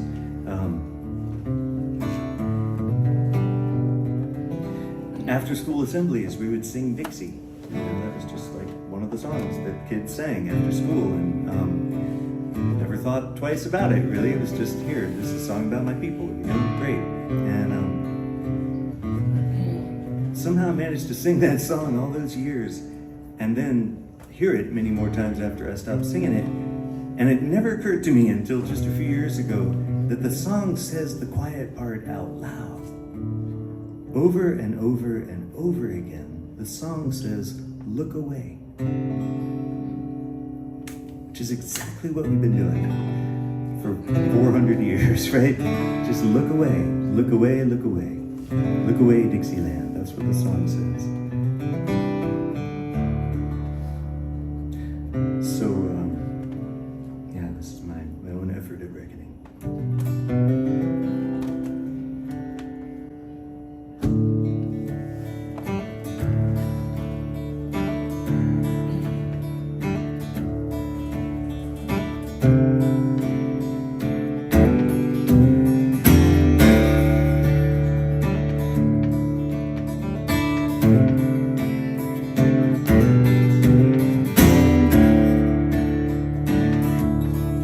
My grandfather's own grandfather walked home from the Civil War, from Virginia to Columbia, SC. I don't know what made him join up, I don't know what he believed, but his legacy has passed right down to me. Way down south in the land of cotton, stories here are not forgotten, except when we prefer to look away. Rules were written to advantage, so the playing field was slanted, and that's how it is still working to this day. Look away, look away, I can't look away from history anymore. You can claim all is forgiven, you can tie a yellow ribbon, but that old oak tree is rotten at the core.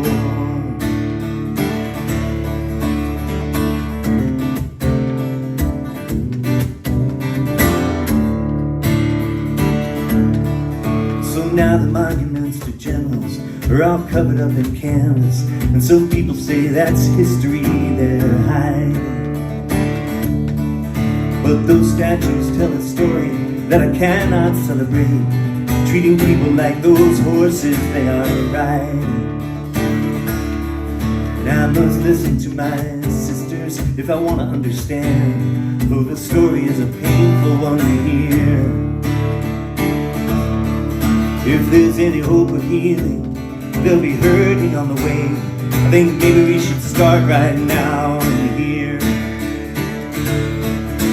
Look away, look away, I can't look away from history anymore.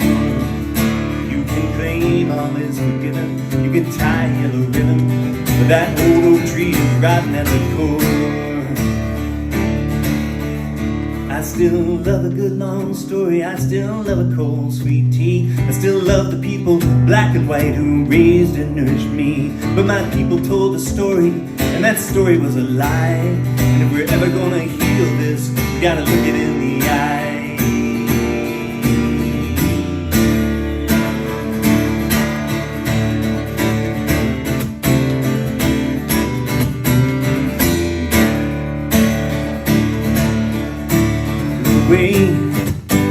Look away, I can't look away from history anymore. You can claim all is forgiven, you can tie a yellow ribbon, but that old oak tree is rotten at the core. You can claim all is forgiven, you can tie a yellow ribbon, but that old oak tree is rotten at the core.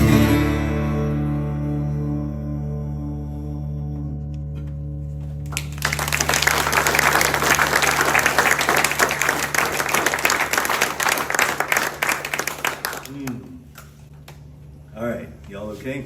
Everybody good? All right. Yeah, that song led to a music video that I made with my friend from Richmond, Hannah Garrity. Hannah is a remarkable artist in many media, and we made a video together that I treasured the experience of making it as well as the video that came out of it.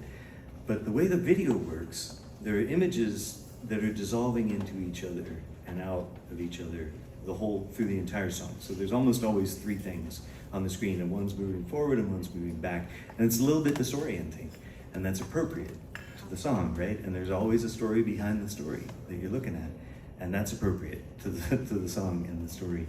And so there were images from both Hannah's family and mine both of us Southern white families, whom we adore, by the way. This is not about dissing Southerners or buying into the foolish lie that Southerners have a corner on racism. Not true. Plenty of racism in the North, right? Anyway, we made this video that is so intricate and has so many subtleties to it that we felt like we had to explain it to people who were interested in the explanation. So we made a little website, lookawayproject.com, I think, lookawayproject.com. And if you want to go look at the video, and then it's actually annotated second by second. Here's a picture of my family in Colombia several generations back, and Maury the yard man standing on the side, right?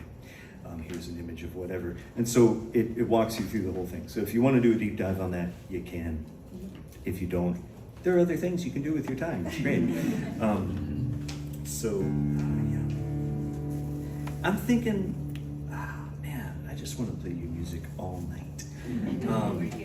I'm really enjoying doing this. Well, yeah, I mean, 5 of you are clapping and the rest are like, I don't know about that. Yeah, I'm going to play you a few more songs here. Let's see where we're at. I'm thinking.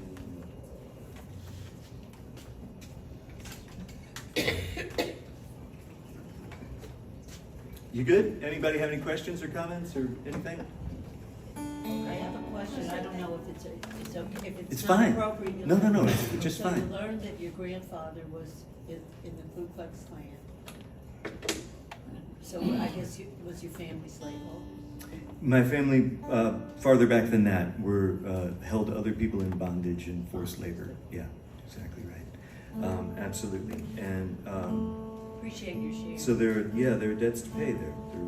It's my perspective on it is that there are debts to pay. Yeah. Was there a question over here? Yeah. I'm sorry. Yes. I just wanted to say thank you for not hiding history and for not hiding from history. That's what we need to do. Thank you, Jenny. I so appreciate that. Did you all hear that? No. Okay. She said, thank you for not hiding history and not hiding from history. That's what we need to do. Thank you. Every once in a while I have a good day, and I don't do that. Not every day is a good day, but thank you for that.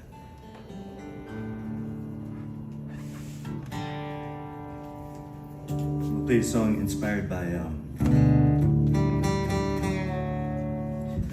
a Mary Oliver poem and a great blue heron that hangs out at a lake near where I live.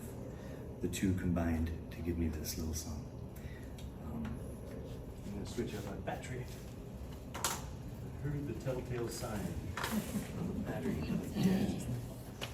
Magic. Okay. I meant to do that on the break, but I'll just do it now. It's great.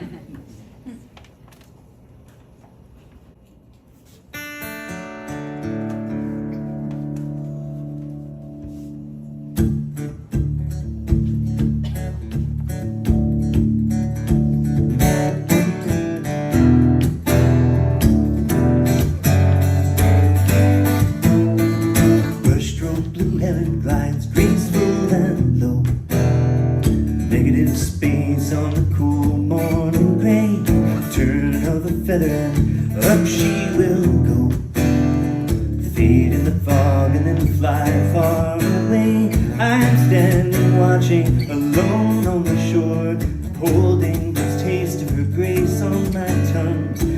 Savor the moment, just one moment more.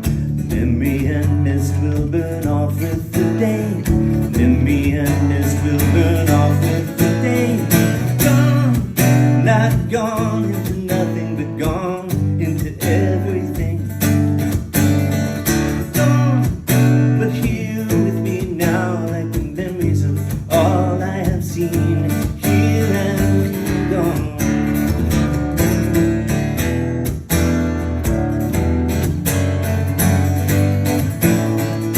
I can remember your skin on my skin, safe in my arms in the warmth of my home, bound to each other as I've never been, breathing our promises solid as stone.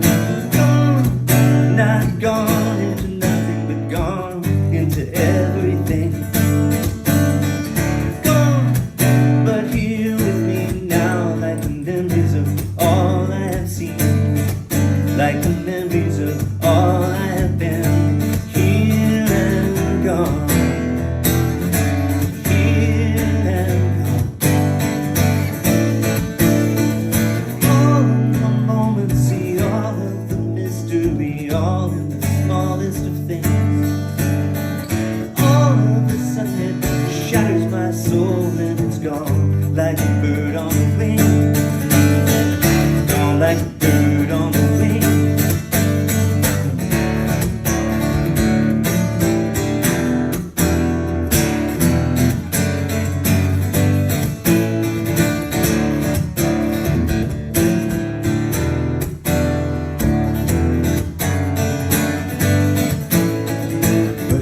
blue heron glides graceful and low.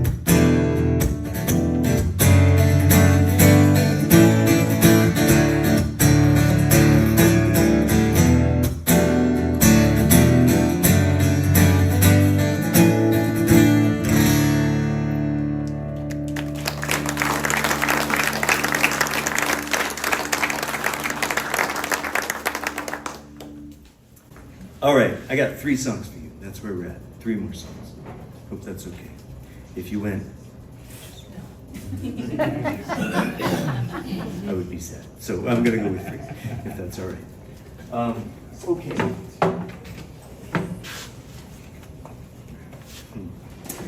My family moved during the pandemic. My father-in-law, who we've been caring for about a decade, he got to the place where he needed to move in with us, and so he did, and I was glad for that possibility. But and around the same time, Mason was becoming a teenager, and we were living in a palatial estate of 875 square feet cabin on Cragmont Road, on the corner of Cragmont and Cragmont, because Cragmont takes a sharp left turn right there, and our house was in the middle, in a neighborhood that's not fond of mufflers, but suddenly it just, I don't know, it was a peaceful place for me anyway. By the time we left that house, it had 1,500 square feet of deck. It really did. 875, yeah. Lots of outdoor living in North Carolina. So,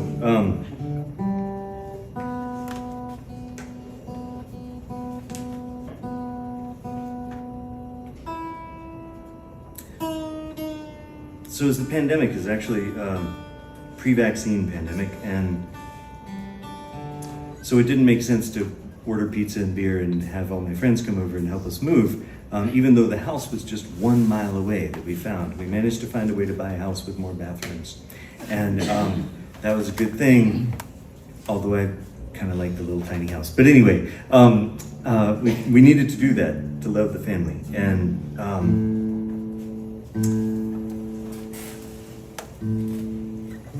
so we couldn't call all our friends. It didn't make sense to call a moving company to move 1 mile, literally 1 mile. So basically I made 874 trips back and forth in my Honda Element, couch sticking out of the back, you know, it's ridiculous.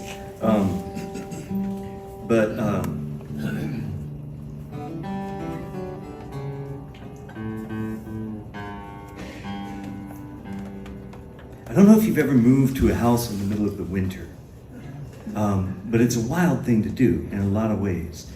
For one of the reasons is that you're there for a while before you know what your house looks like, right? Like you think you know what it looks like, but what you know is what it looks like in the winter. And I was in Texas last weekend. I had to explain to them that up here we have these things called seasons. But everything changes, right, when spring comes. And nobody had told me that the woman who lived in our house before us, Ms. Sheline, turned out to be a master gardener. And I had no idea. And I don't know if y'all remember the first time we thought maybe the pandemic was ending. Remember that? It was really hopeful, and then not so much. And so I found that what I saw outside the window was kind of what was happening in my heart as well. And this song sort of fell out. Actually, I think I wrote this one on deadline. I have this Patreon community online. Y'all know what Patreon is or no? No, I do not. Some of you do, some of you don't. Okay, I'll very briefly tell the folks that don't.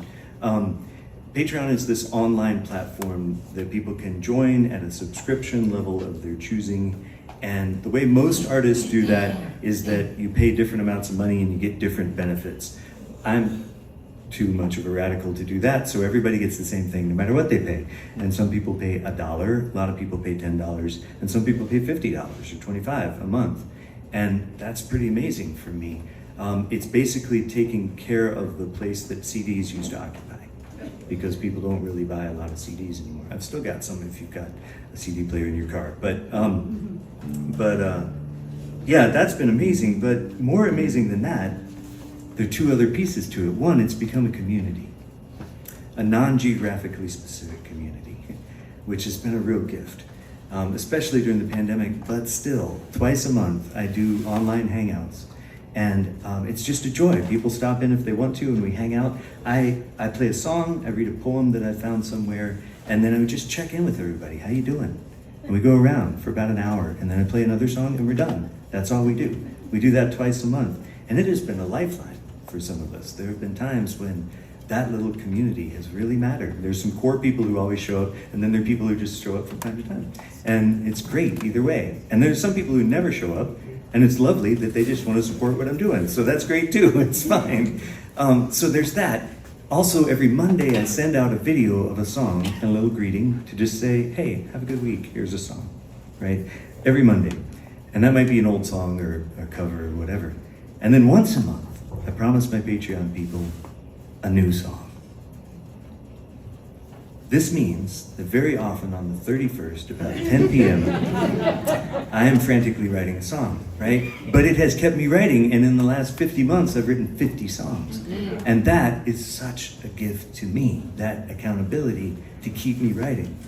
And I think this song actually came from that kind of deadline.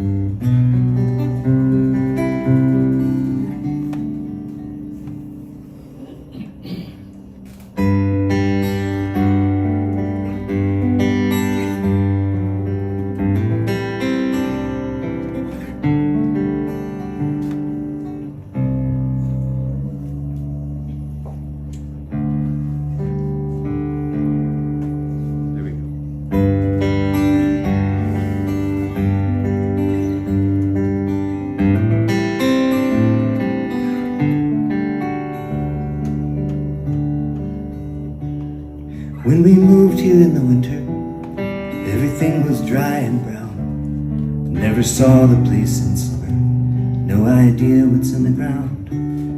Barren dogwood in the front yard, I wasn't sure if it was gone. Then about the 1st of April, I saw what was going on. Coming alive again.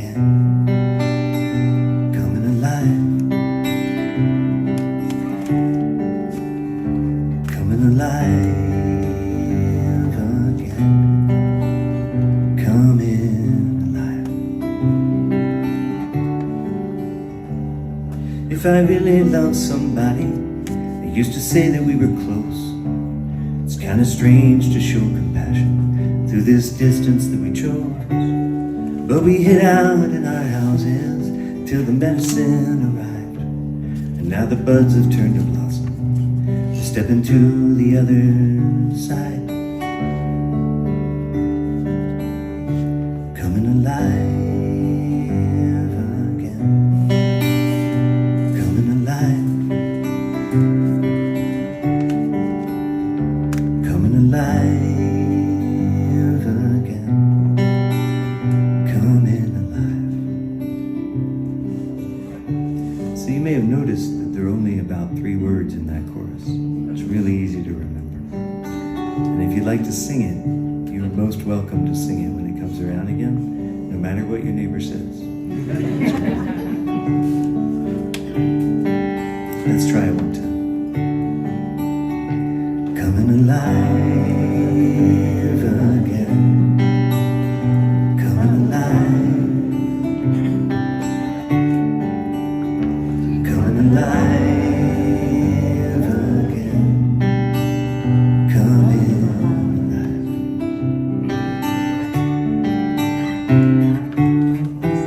It's been a long and lonely winter. It's been a long and lonely year. It's gonna take a while to understand, but some things are coming clear.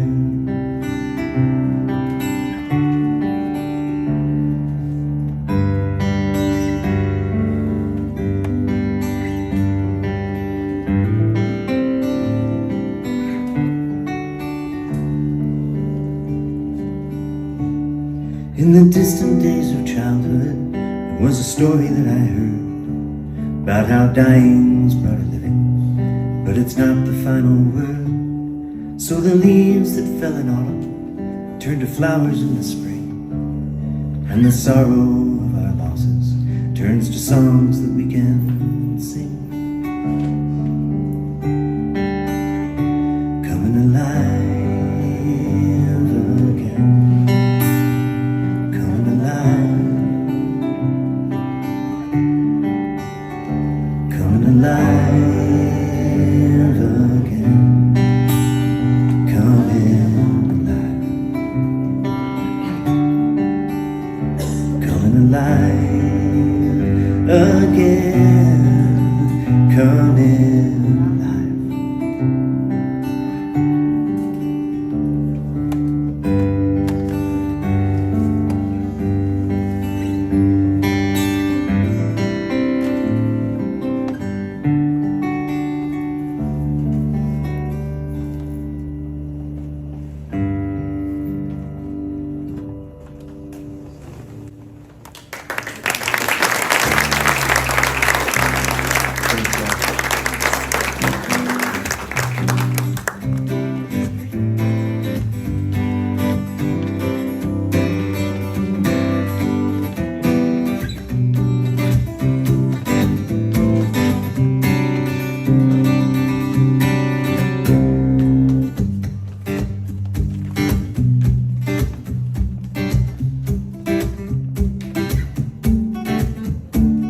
There's already been mention tonight of the dread election of 2016.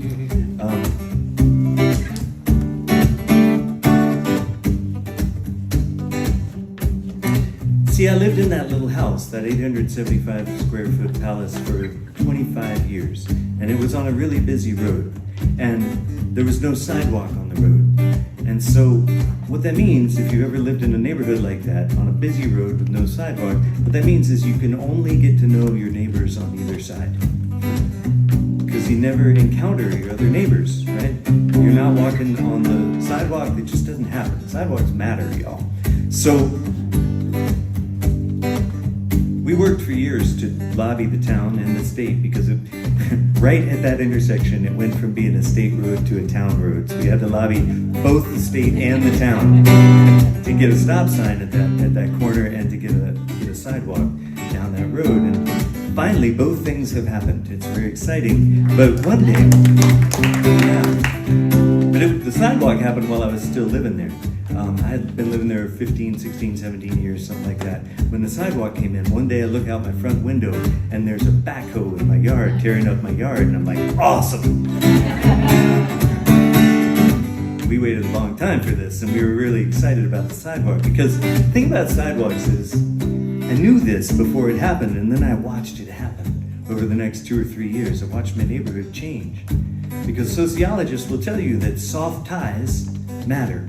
The little casual, smiling, nodding acquaintances that don't go any deeper than that actually matter a lot to community building. So what happens is you put that sidewalk in, and then people start walking their dogs down the sidewalk, and people start pushing their baby strollers. They nod and they smile as they walk by, right? And then about the 5th time, they figure out what the dog's name is. Right? And you know the dog's name for a year or two, and then maybe you learn the person's name, right? You know that. That's how it works, right? And it doesn't feel like that would matter all that much until a tree falls out of your yard into your neighbor's yard. And the fact is, the fact that you've got a smile and a nod for a year or two in your favor actually makes a great deal of difference as to how you approach that conversation, right?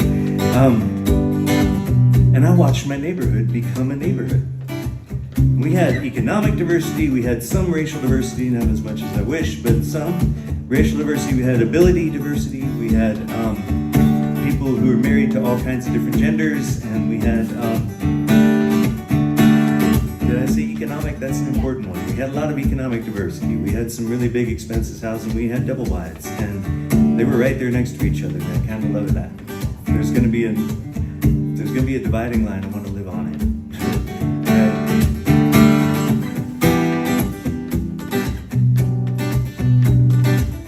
So then that election happened in 2016, y'all may remember. I felt like the town had come in and torn out the sidewalks. All my neighbors were afraid to talk to each other. And some with very good reason, right? Like, because there's real danger in some cases, but mostly not. Mostly there's fear of awkwardness, right? And I had that fear too. But I wanted to know my neighbors because I believe really firmly that people are very seldom rejected into making more compassionate decisions. We have to know each other. And we have to remember, well, we have to be in relationship in order for transformation to happen, right? We can't demand that people are transformed so that we can be in relationship with them. We gotta be in relationship, and then we're all transformed. And what I mean by that, well, thanks. Yeah, I'm gonna get to that. Right there at the laptop, you got it.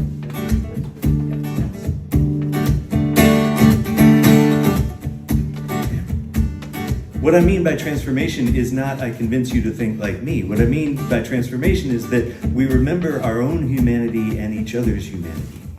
And that's a starting place. Doesn't mean we agree. Peacemaking does not mean getting to agreement. It means finding a way forward in the midst of our disagreement, right? And I firmly believe that peacemaking doesn't mean conflict avoidance, right? It means stepping toward conflict in ways that are productive rather than destructive, right? Ways that are constructive rather than destructive. One night I was really mourning and I was frustrated. I was kind of angry actually about how broken my neighborhood felt after it had become this beautiful thing. Suddenly it was back 20 years. And I was talking to Mason and Deanna about that at the dinner table. Mason was 7 and I was kind of venting. And I said, somebody ought to make a sign that you could put on the front of your house that says, no matter who you voted for, if your car battery is dead, I will jump your battery. Knock on the door, okay? I want to know you, and we'll start there.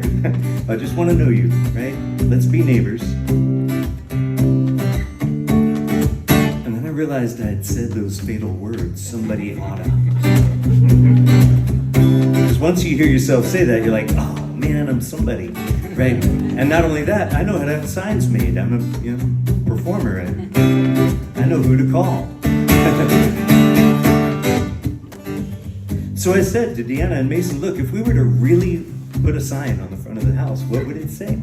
And we worked on it for a while. We came up with this language. That's the language right there. It says, you are our neighbors. No matter who you vote for, your skin color, where you're from, your faith, who you love, we will try to be here for you. That's what community means. Let's be neighbors.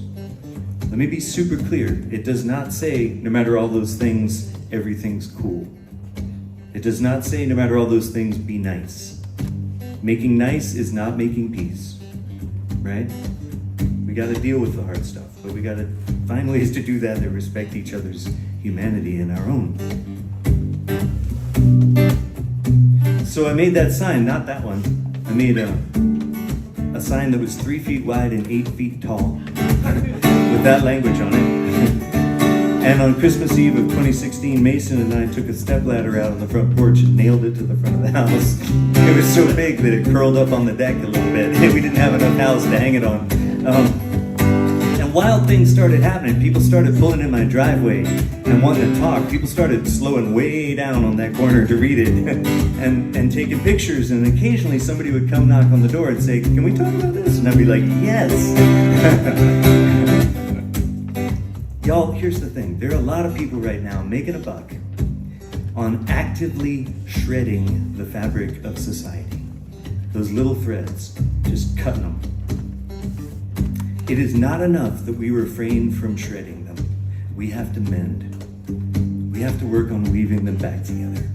That's our work. So then people started asking where they could get one, and I said, well, I'll make a website. And I made a website that just had the free art that you can download and print your own. I just wanted it to be free. Let's put this out there. And then people started saying, I don't know how to have a sign made. Will you just sell me one? And I was like, okay, I'll sell you one too. But you could still just download the art for free and print your own if you want to. But now they're in all shapes and sizes, and some of them are back there if you want to get on that train. You can. And they're hanging across the country now. There's a 20-foot tall one on Abraham Lincoln's Church in Springfield, Illinois. Yeah. Occasionally I drive through a small town and I see one that I didn't know about, and far from my home. It's really cool. So the song is shorter than that story, but it sort of kind of says the same thing. It's another pandemic song. Looking out my Monday window with so few cars driving by it, the main street of this river town is strangely still and quiet. The days flow by so slowly with no rhythm to the song. Try to dodge the boulders as the water rolls along.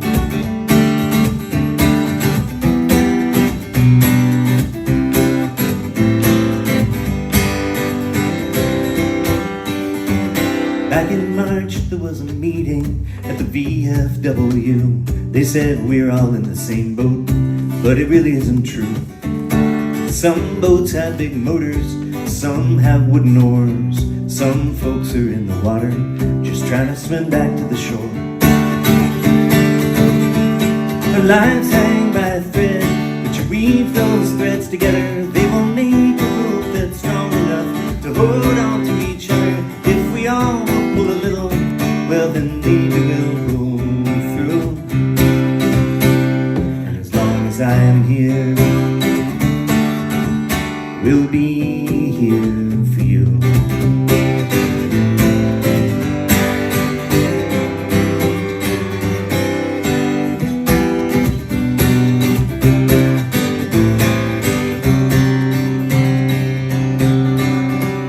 There are many who need comfort, there are many mouths to feed. So bring what you can offer and ask for what you need. Let's be gentle with each other, we won't always get it right. You don't have to be a hero, just lean a little toward the light. You don't have to say you're okay, let's just stick to what is true.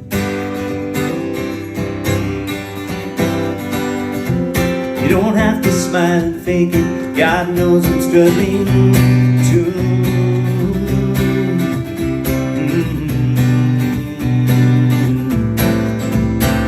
Our lives hang by a thread, but you weave those threads together. They will make a rope that's strong enough to hold on to each other. If we all pull a little, well then maybe we'll pull through. And as long as I'm here, said as long as I am here, I will be here for you.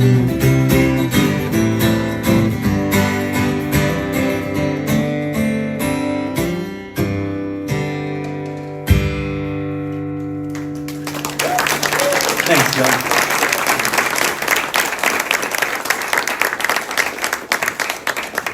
I'm going to play you this last song, and it's got no words. You've been very patient with my words tonight, so I'm gonna lay one last song on you here. It's an instrumental song, and I hope you enjoy it. Cool thing about an instrumental song is that you get to decide what it's about, right? I won't even have much input. So. Oh wait, I gotta draw cards. Did you all fill out the little address thingies? Did you do that? Anybody want to that didn't get a chance to? You can raise your hand and Mason will bring you things. But if not, he can just give me all, oh yeah, right on, come on. So bring me those little things, I'm gonna give something away. I'm gonna give a couple things away.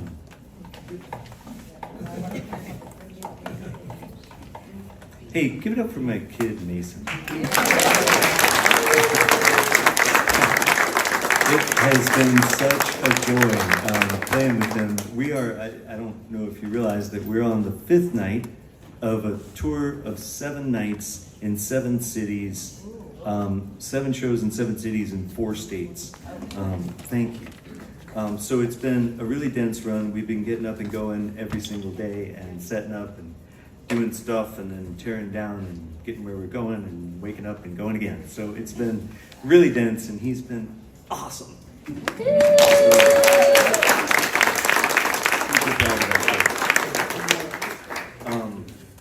All right, so I'm gonna draw one of these, and what's gonna happen is, yes, oh, more. Yep.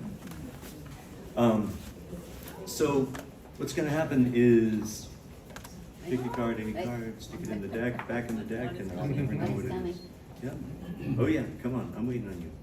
I'm not gonna leave you out. I'm not gonna leave you out. Oh, this is like the magician trick. That was upset. Right on. Okay. So here's what's going to happen. I'm going to draw one of these, and that person can get anything they want off the table over there, the vinyl and CDs or the books or the stuff.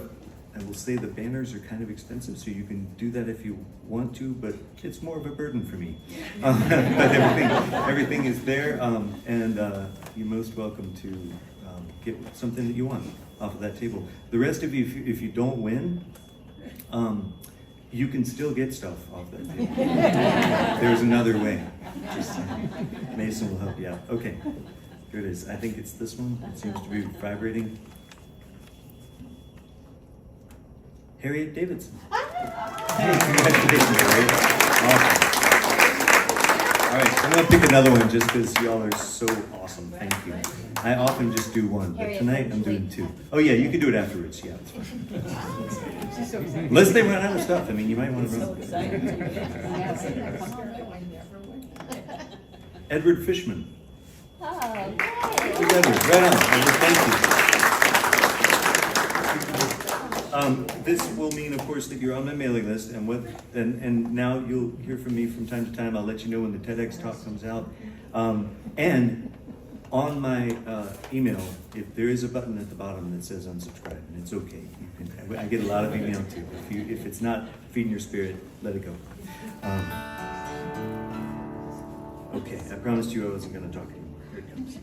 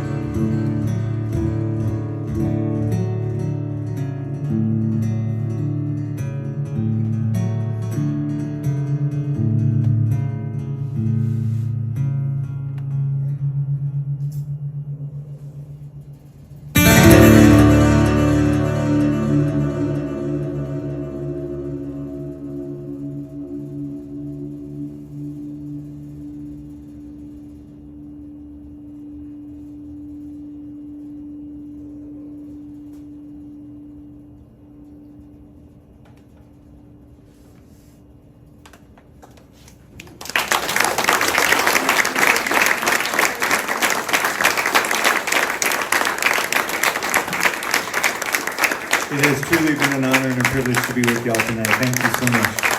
Really appreciate it.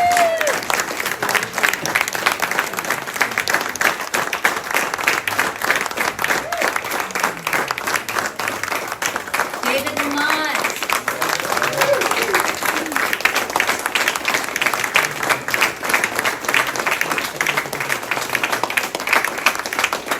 You have the juice for one more? Can we I get do. one more? Are y'all okay? If you have to leave, I will not be offended, but I'd love to play you one more song. One more. It'll be a song you know. David LaMotte. It will be a song you know, and you can sing along if you want to, again, no matter what your neighbor says. Yeah, thanks again. It's really been a lovely night. I pinch myself. I can't believe I get to do this. Wow, sorry, for a living. 35 years later. Amazing. So, yeah, I want to sing you a song that I used to do with a trio that I was in for 10 years. One of the things I believe about activism is that we make a mistake when we equate protest and activism. Those are two different things, or at least protest is only half of activism. Like naming and standing in the way, interrupting what's wrong, is half of activism. It's a very important half. And the other half is creating what's right. Right? Richard Rohr said beautifully, the best criticism of the bad is the practice of the better. And I love that. So, my favorite example of that in my life, my favorite experiment with that was a trio I was in for 10 years with my friends Billy Jonas and Dawood Hornsby. Yeah, Billy Jonas and Dawood Hornsby for both of them. And that was a trio made up of a Quaker and a Jew and a Muslim playing in a band together. So we called it Abraham Jam.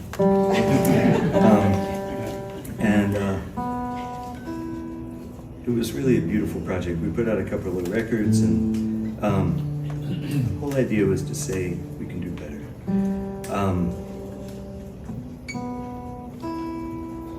So I've always loved this song that I grew up listening to, but I've never loved it more than when I sang it with those guys in harmony.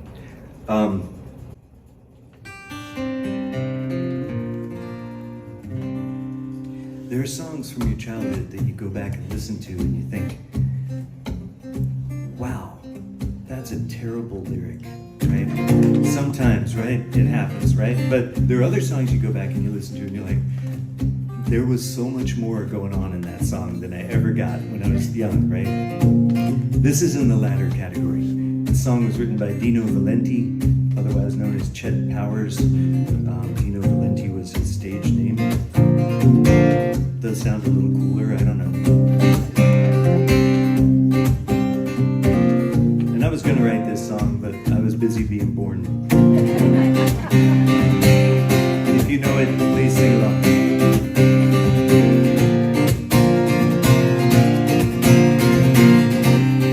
Love is but a song we sing, fear's the way we die. You can make the mountains ring, make the angels cry.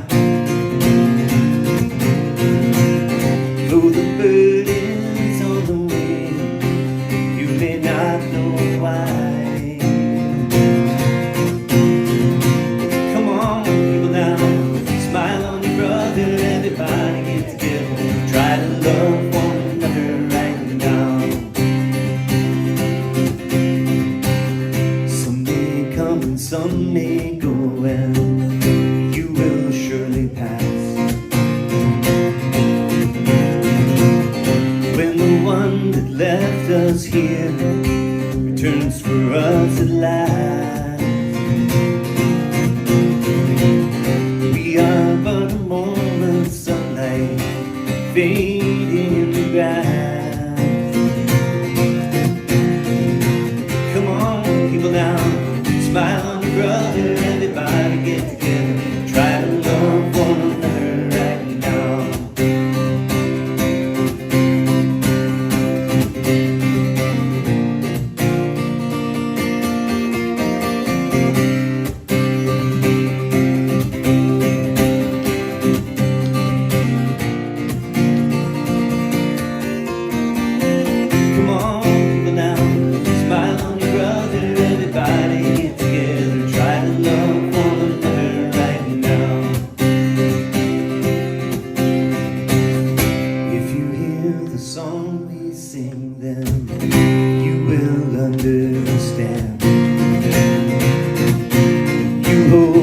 key to love and fear in your trembling hand.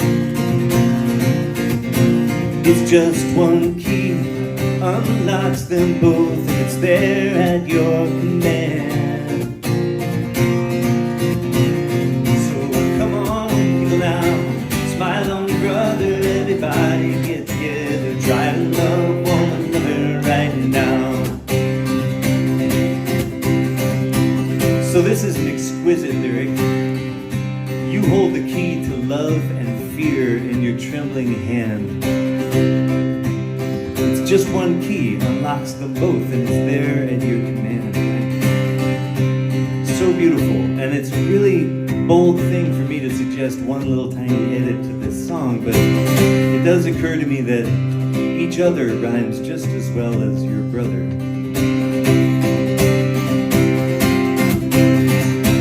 Come on, people now, smile on each other, everybody get together, try to love one another right now. Come on, people now, smile on each other, everybody get together, try to love one another right now. Right now, right now, right now, right now, right now. Right now.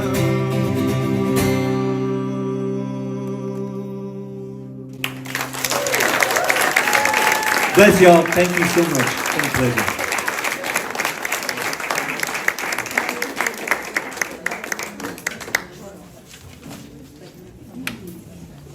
Okay, so I had a list of 3 things before you guys left, and then it was 4, and then it was 5. 7. Jenny knows me. All right, number 1, you guys were a great audience. And one of the things, so it's not just showing up and bringing yummy food and making charitable contributions to wonderful David LaMotte. It's the moment after a song